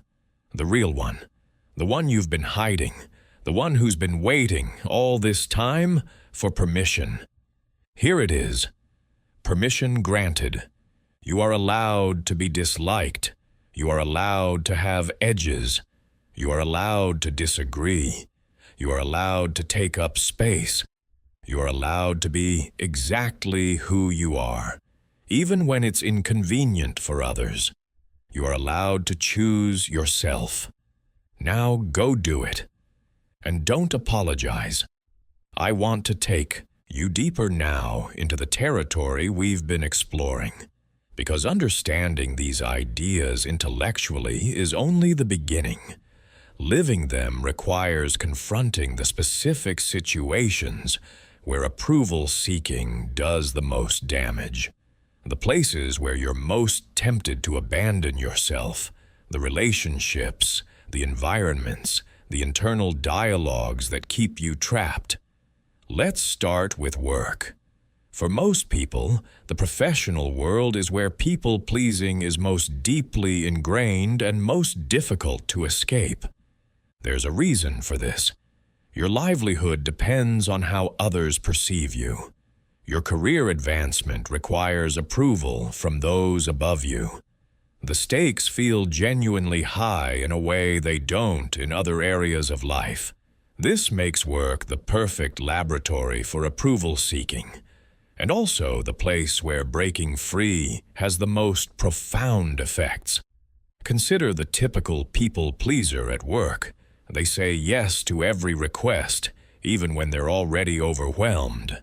They never push back on deadlines, even when they're unrealistic. They phrase every opinion as a question, hedging constantly. They take on extra work to seem like team players. They stay late because leaving on time might look bad. They agree with the boss even when they think the boss is wrong. All of this feels like survival. It's not. It's slow professional suicide. Because here's what happens when you never say no, never push back, never express a genuine opinion.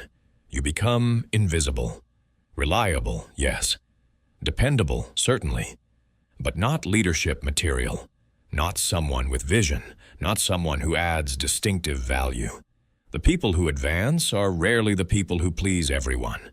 They're the people who have a point of view and express it, who set boundaries around their time and energy, who occasionally push back on bad ideas, even when those ideas come from above them, who are respected precisely because they can't be counted on to just go along.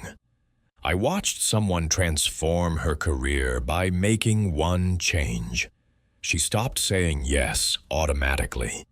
Instead of responding to requests immediately, she started saying, "Let me check my capacity and get back to you." This simple phrase gave her time to assess whether she actually had bandwidth, whether the request aligned with her priorities, whether saying yes was the right choice. Initially, she worried this would make her seem difficult. Instead, it made her seem professional. Her yeses started to mean something. Her work improved because she wasn't drowning in overcommitment. And paradoxically, people respected her more because she respected her own limits. Your career advice has always been about impressing others.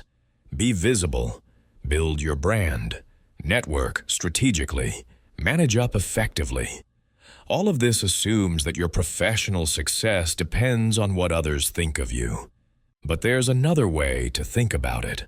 What if you focused on doing genuinely valuable work rather than performing valuable work? What if you focused on actual contribution rather than perceived contribution? What if you let your results speak louder than your impression management? The people who build sustainable careers aren't usually the best politicians. They're the people who get things done, who solve real problems, who create actual value. The approval of others is a byproduct of their effectiveness, not the primary goal. Now let's talk about family. If work is where people-pleasing is most strategic, family is where it's most deeply rooted. Your patterns of seeking approval started here. Your template for managing others' emotions was formed here. Breaking free in your family system may be the most challenging work you do. Family roles are sticky. You were assigned yours early, often before you could speak, and you've been playing it ever since. The responsible one, the funny one, the difficult one, the peacemaker. Whatever role you learned to play, it served a function in your family system. It kept things stable. It earned you your place. The problem is that you're not a child anymore. You've outgrown the role. But the system still expects you to play it. Every holiday, every family gathering, every phone call, there's pressure to slip back into the familiar costume.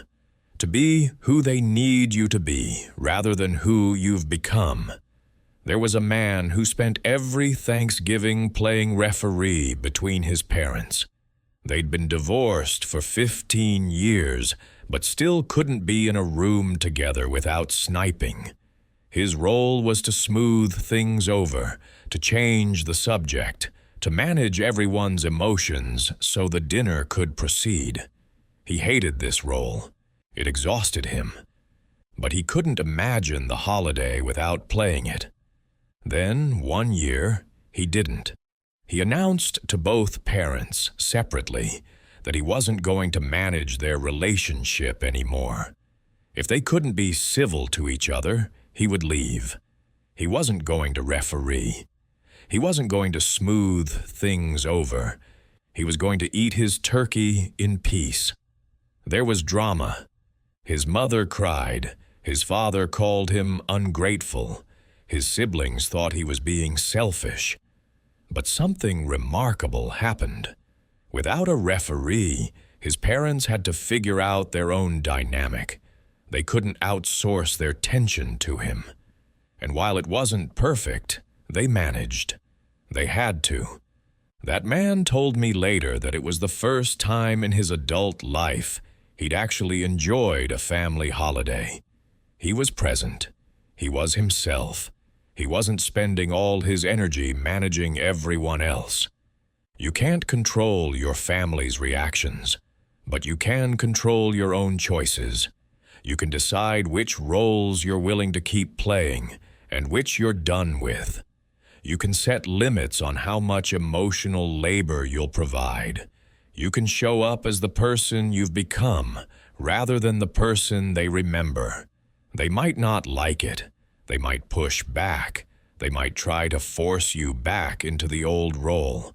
But they also might eventually adjust.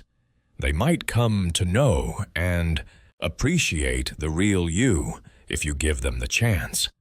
Let's go deeper into romantic relationships, because this is where approval-seeking often does its most insidious damage.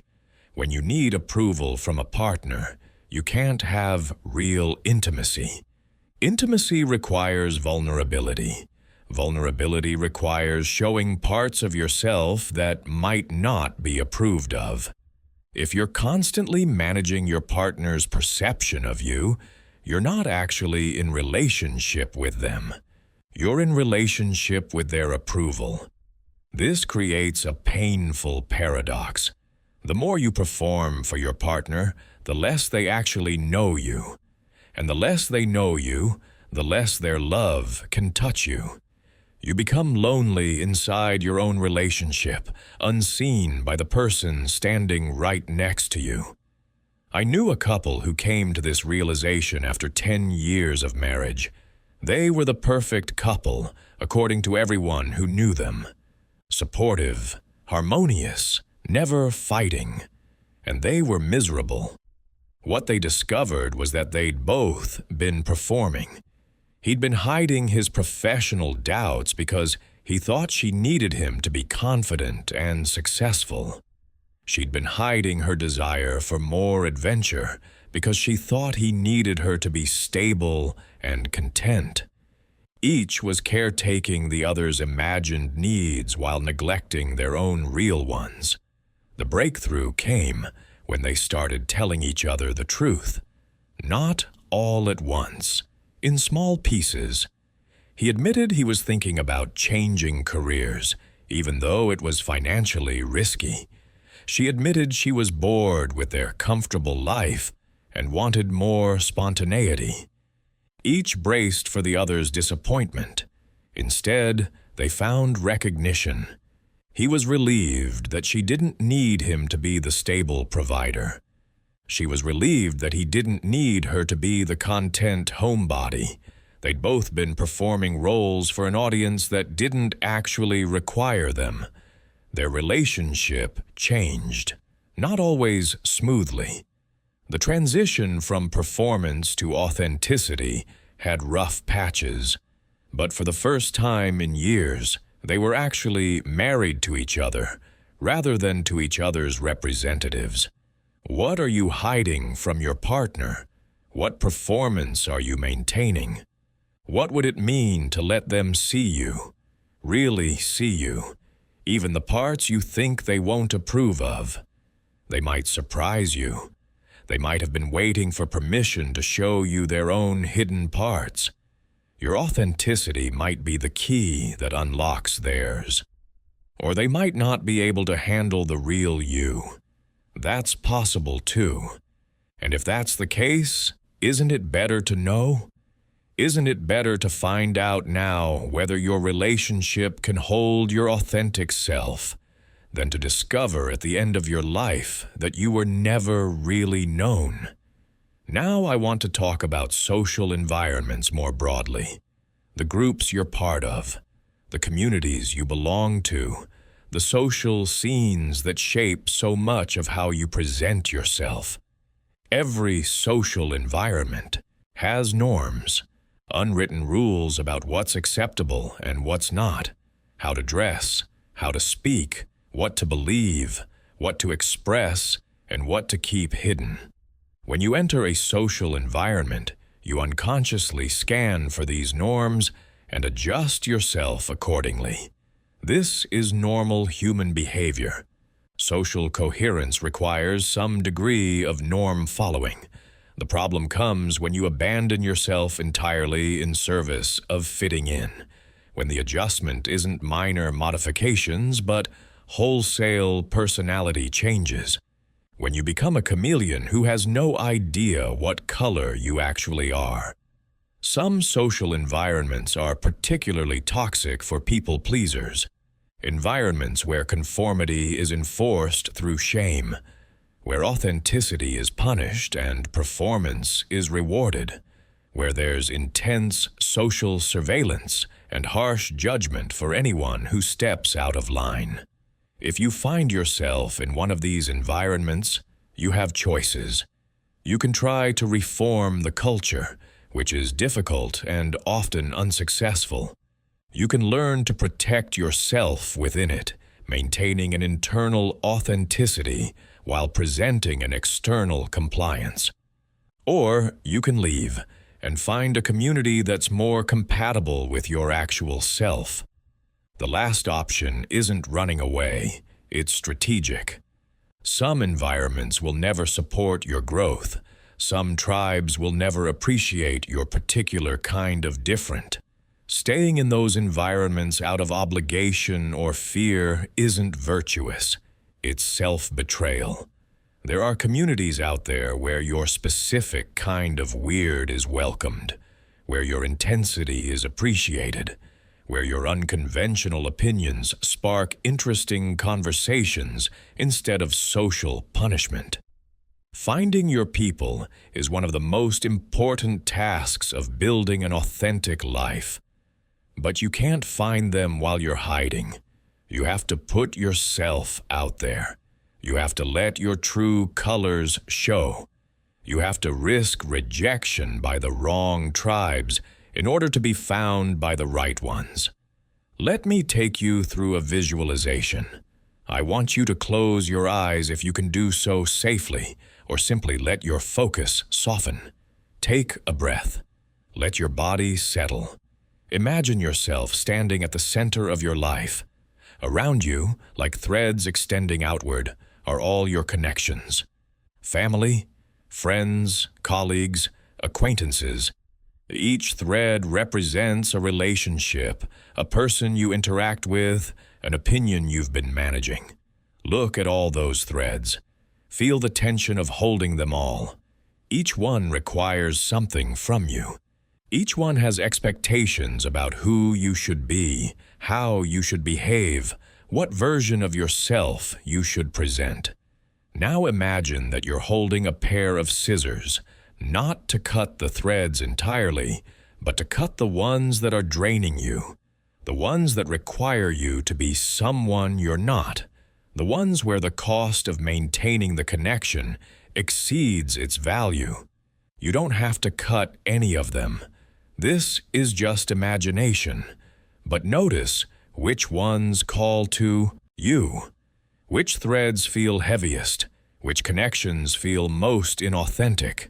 Which relationships would you let go of if you weren't afraid?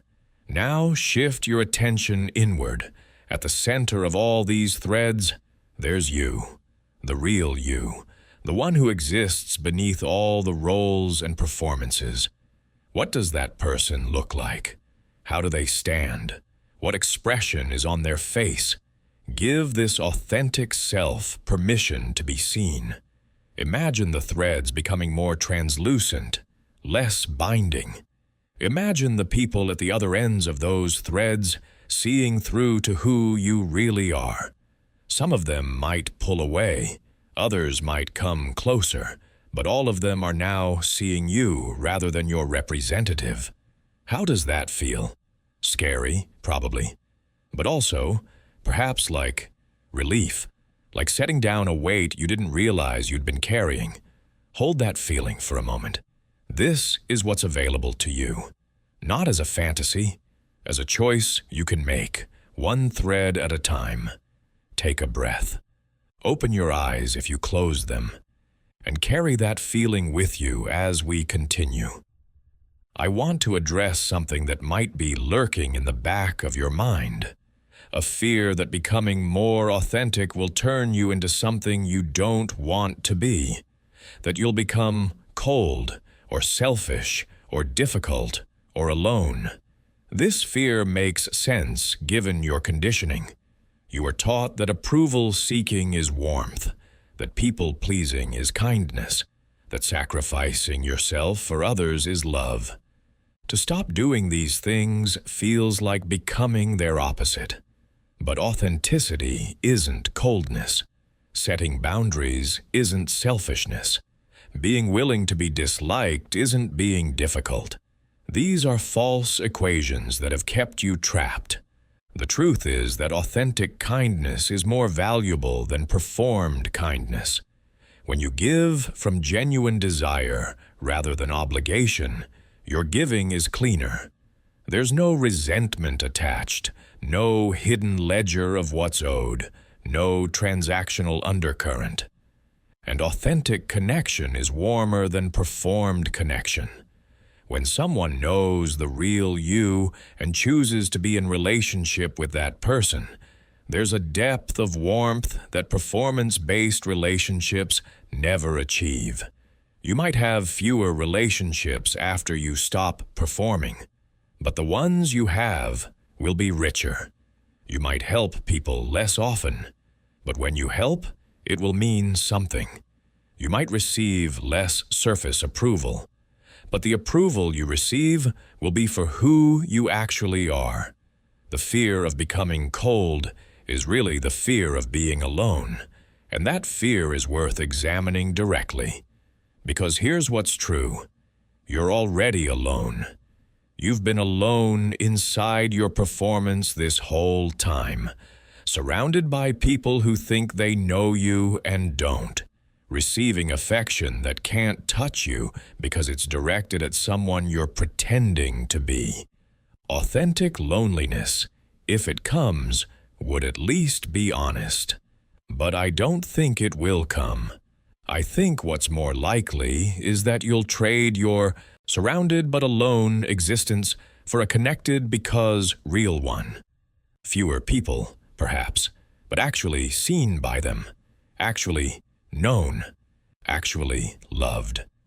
Let me tell you about one more person, a woman named Claire who spent her whole life being nice. Nice was her identity. It was how everyone described her. Nice Claire. You could always count on Claire. Never had a bad word to say about anyone. Would give you the shirt off her back. Claire was exhausted and confused because despite being so nice, despite giving so much, despite never asking for anything in return, she felt chronically unseen. People took from her but didn't really know her. They appreciated her usefulness, but couldn't have described her inner world if their lives depended on it. The turning point came when Claire went through a divorce. For the first time, she was genuinely angry, not performing calm, not managing everyone's feelings.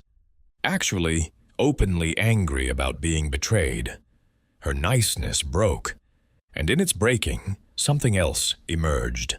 Opinions she'd been suppressing for decades, preferences she'd hidden, a sharp wit she'd always softened, a directness that had been buried under layers of accommodation. Some people didn't like the new Claire. They wanted the old one back, the accommodating one, the nice one, the one who made them comfortable. But other people were fascinated by the new Claire. They found her more interesting, more real, more trustworthy, paradoxically, because you knew where you stood with her. She wasn't managing you anymore. She was just being herself.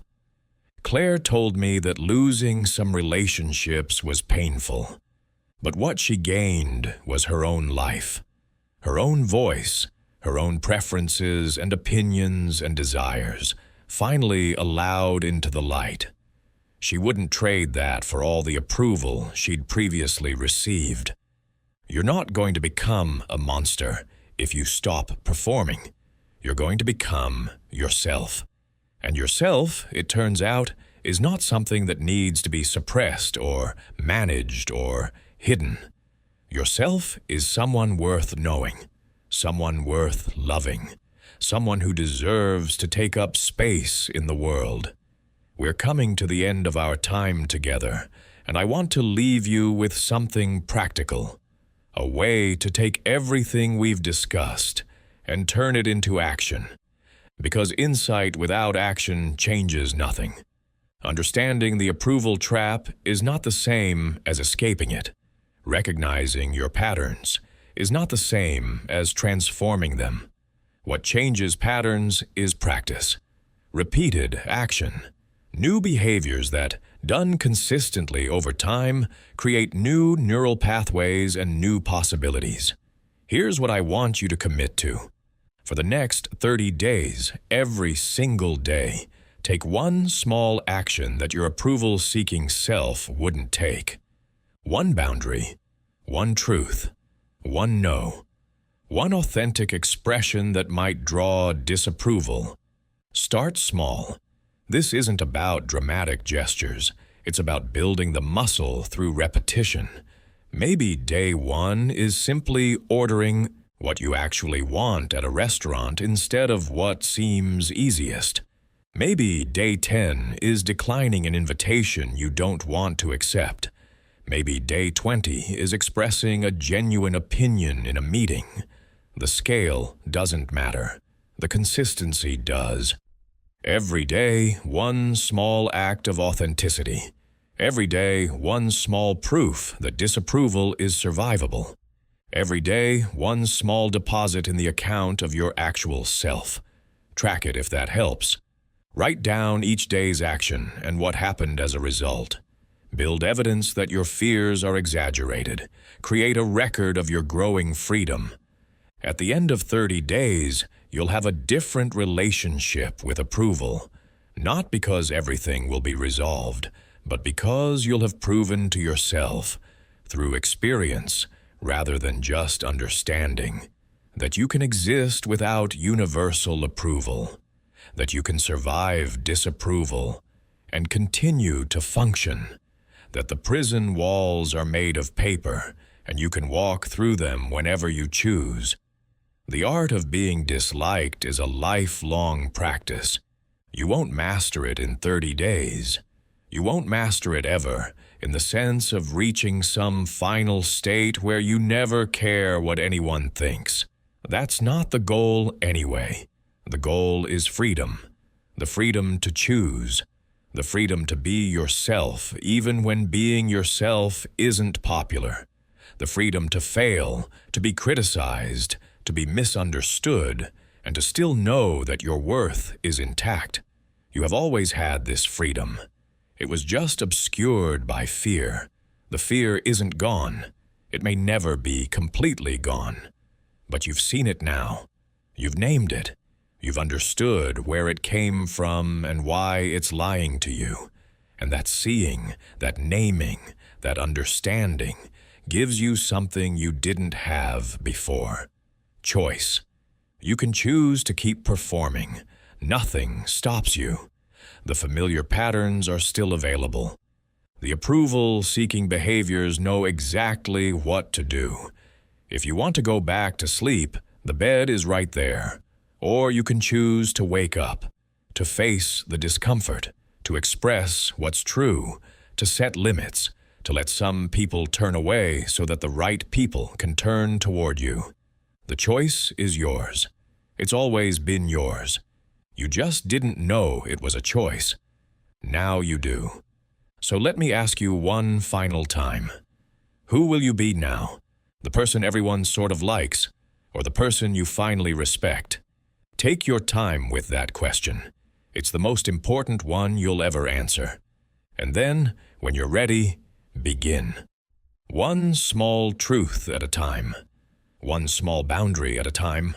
One small authentic choice at a time. This is how lives change. Not in grand gestures, but in accumulated moments.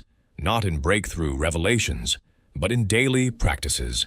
Not in theoretical understanding, but in embodied action. You have everything you need. You've always had it. Now go be the person you've been hiding. The world is waiting. And so, I suspect, are you.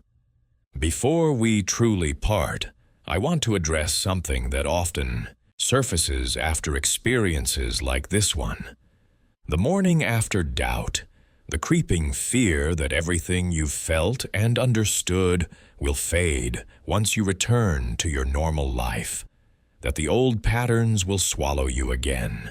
This fear is reasonable. Transformation is not a straight line.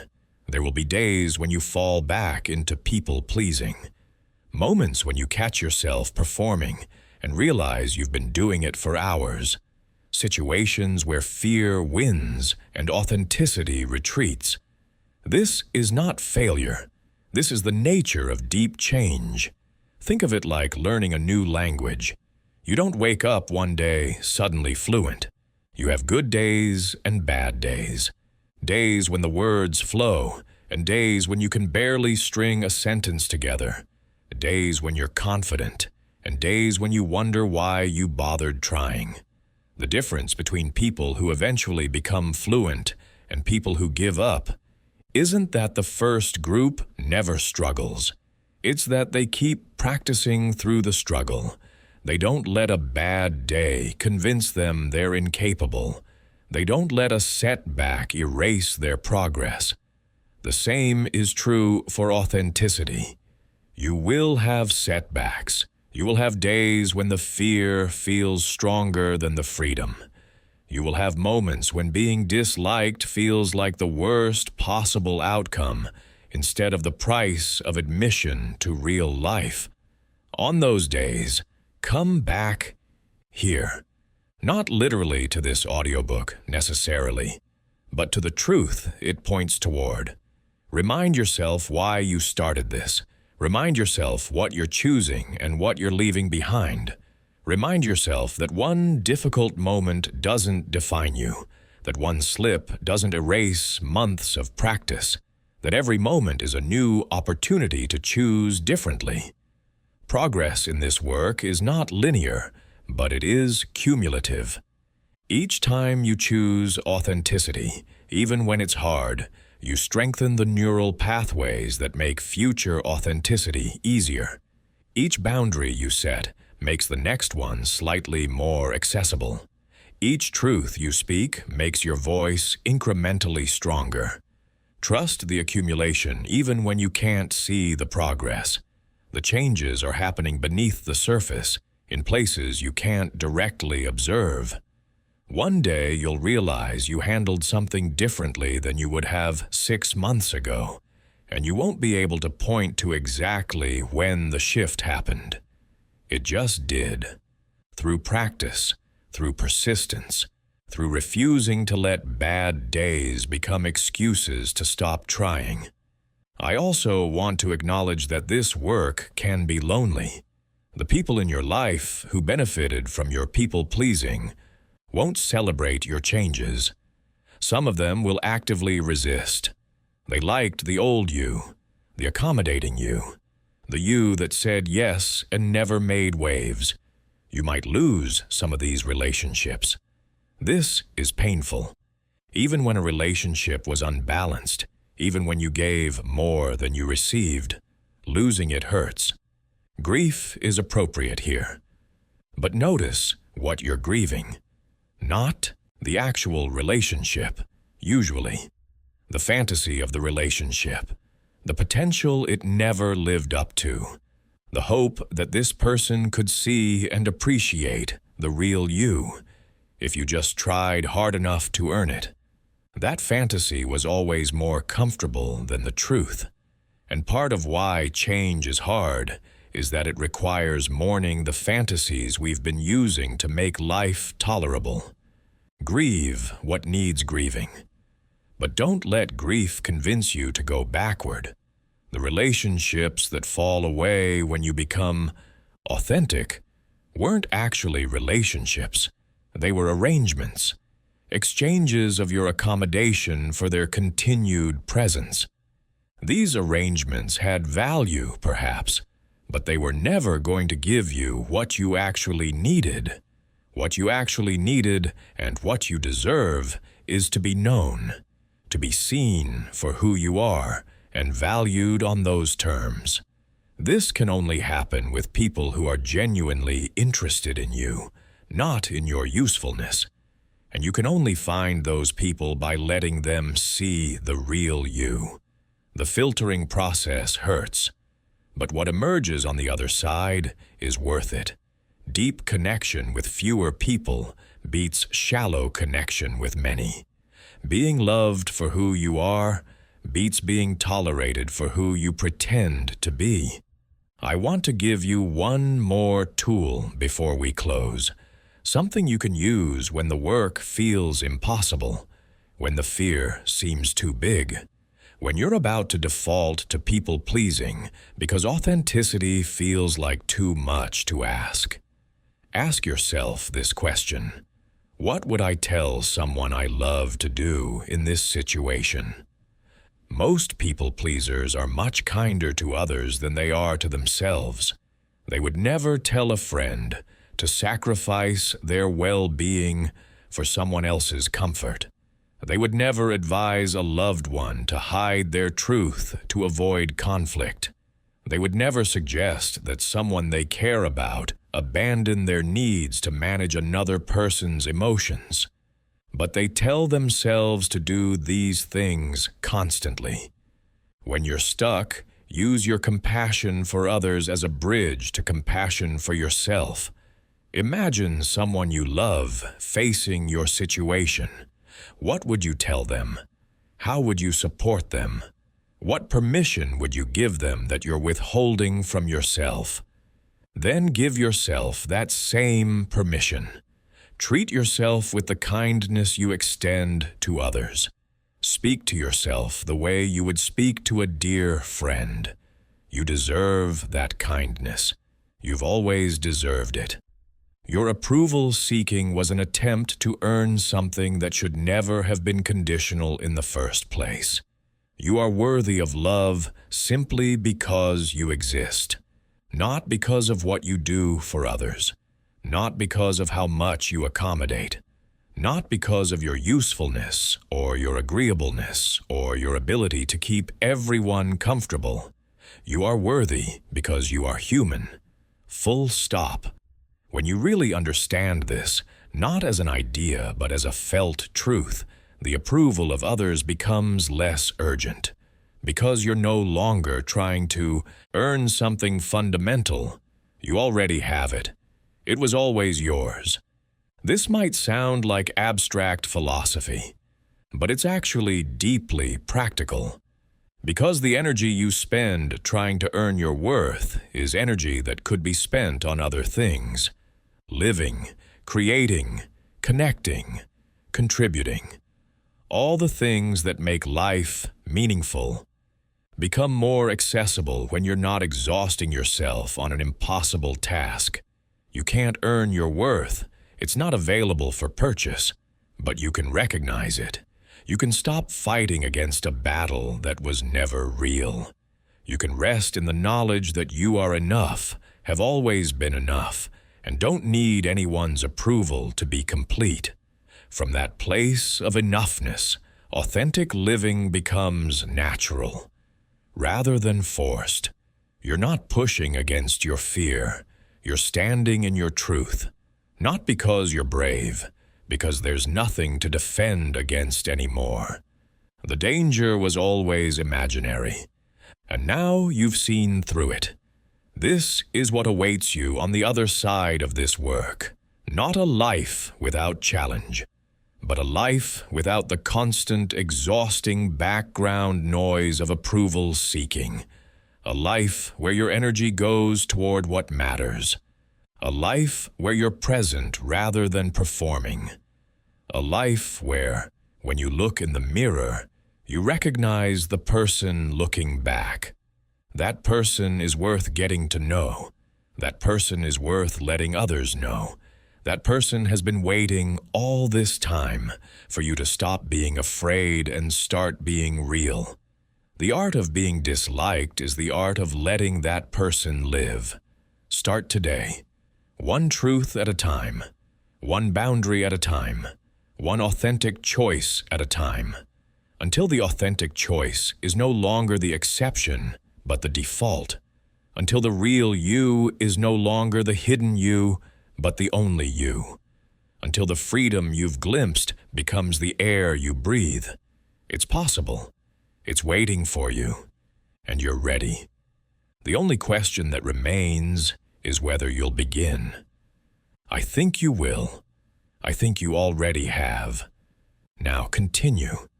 And don't look back.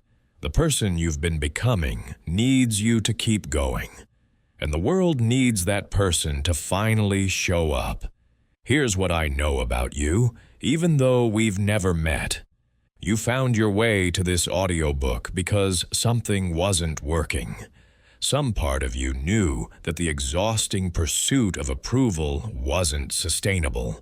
Some part of you was ready to consider another way. That part of you is your authentic self, reaching up through the layers of conditioning, trying to get your attention. That part of you led you here, and it will lead you forward if you let it. Trust that part. It knows things your conscious mind hasn't caught up to yet. It sees possibilities your fear can't imagine. It has been waiting, patiently, for exactly this moment. The moment when you decide that being yourself is worth whatever it costs. Thousands of people before you have made this journey. They were afraid, too. They doubted, too. They wondered if they were too old, too set in their patterns, too far gone to change. They were wrong, and so are you, if you're thinking those thoughts. Change is available to you at any age, in any circumstance, no matter how long you've been living the other way. The brain's plasticity doesn't have an expiration date. The capacity for growth doesn't get used up. As long as you're alive, you can become more yourself. The people who made this journey before you weren't special. They weren't braver than you, more capable than you, less afraid than you. They were just people who decided to start, who took the first step and then the next one, who fell down and got back up, who practiced imperfectly but consistently until practice became habit and habit became character. You can be one of those people. You can join the community of humans who have chosen authenticity over approval, who have decided that being disliked for who they are is preferable to being liked for who they're not. This community is larger than you might think. Once you start looking, you'll see them everywhere. The people who speak their minds, who draw clear limits, who show up as themselves even when it's inconvenient. They're in every field, every culture, every age group. They're proof that what you're attempting is possible. Find them, learn from them, let their examples give you courage, and when you've done this work long enough, become one of them for someone else. Let your journey give someone else hope. Let your example show someone else what's possible. Let the freedom you've found be a light that helps others find their own.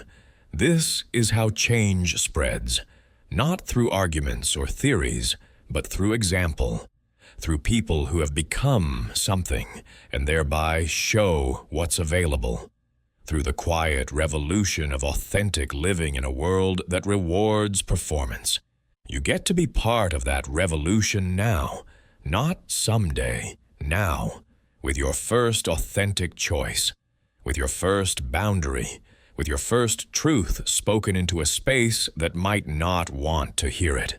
Right now, this moment, the revolution begins again. It begins with you. It begins with your decision to stop abandoning yourself for others' comfort. It begins with your commitment to practice, imperfectly but persistently, until the practice becomes who you are. The art of being disliked is simply the art of being yourself, and being yourself is the most important thing you will ever do. Start now. Don't wait until you're ready. Don't wait until the fear is gone. Don't wait until conditions are perfect. Start afraid. Start imperfect. Start now. The person you've been hiding is done waiting. Set them free, and watch what becomes possible when you do. There is one final thing I want to leave you with, a truth that underlies everything we've discussed, but that often takes the longest to sink in. You are not your performance. You are not your reputation, not the sum of everyone's opinions, not the image you've cultivated or the role you've been playing. You are something underneath all of that, something that has been waiting through all the years of accommodation to be recognized and lived. When you were very young, before you learned to perform, there was just you, unfiltered, uncalculated, present. You didn't wonder what others thought because it hadn't occurred to you yet that you should. You existed simply, naturally, without the layer of self-consciousness that later became so thick. That original self didn't disappear. It couldn't. It's the foundation beneath all the constructs, the ground beneath all the performances. It's been there the whole time, waiting for you to stop ignoring it. What would it mean to come home to that self, to stop the endless project of becoming acceptable and just be, to let go of the rope you've been climbing and realize you were standing on solid ground all along? This is what's available to you now, not something you have to achieve, something you have to allow. The effort isn't in building something new, but in releasing what you've been carrying, in setting down the weight of performance, in allowing yourself to be, finally, simply, exactly what you are. The art of being disliked is ultimately the art of this homecoming, the art of returning to yourself, the art of recognizing that you never needed anyone's permission to exist as you are. You have that permission now, not from me, not from anyone external, from yourself, from the place in you that always knew you were enough, from the part that has been waiting for this moment. Welcome home. Now live from here, and never abandon yourself again.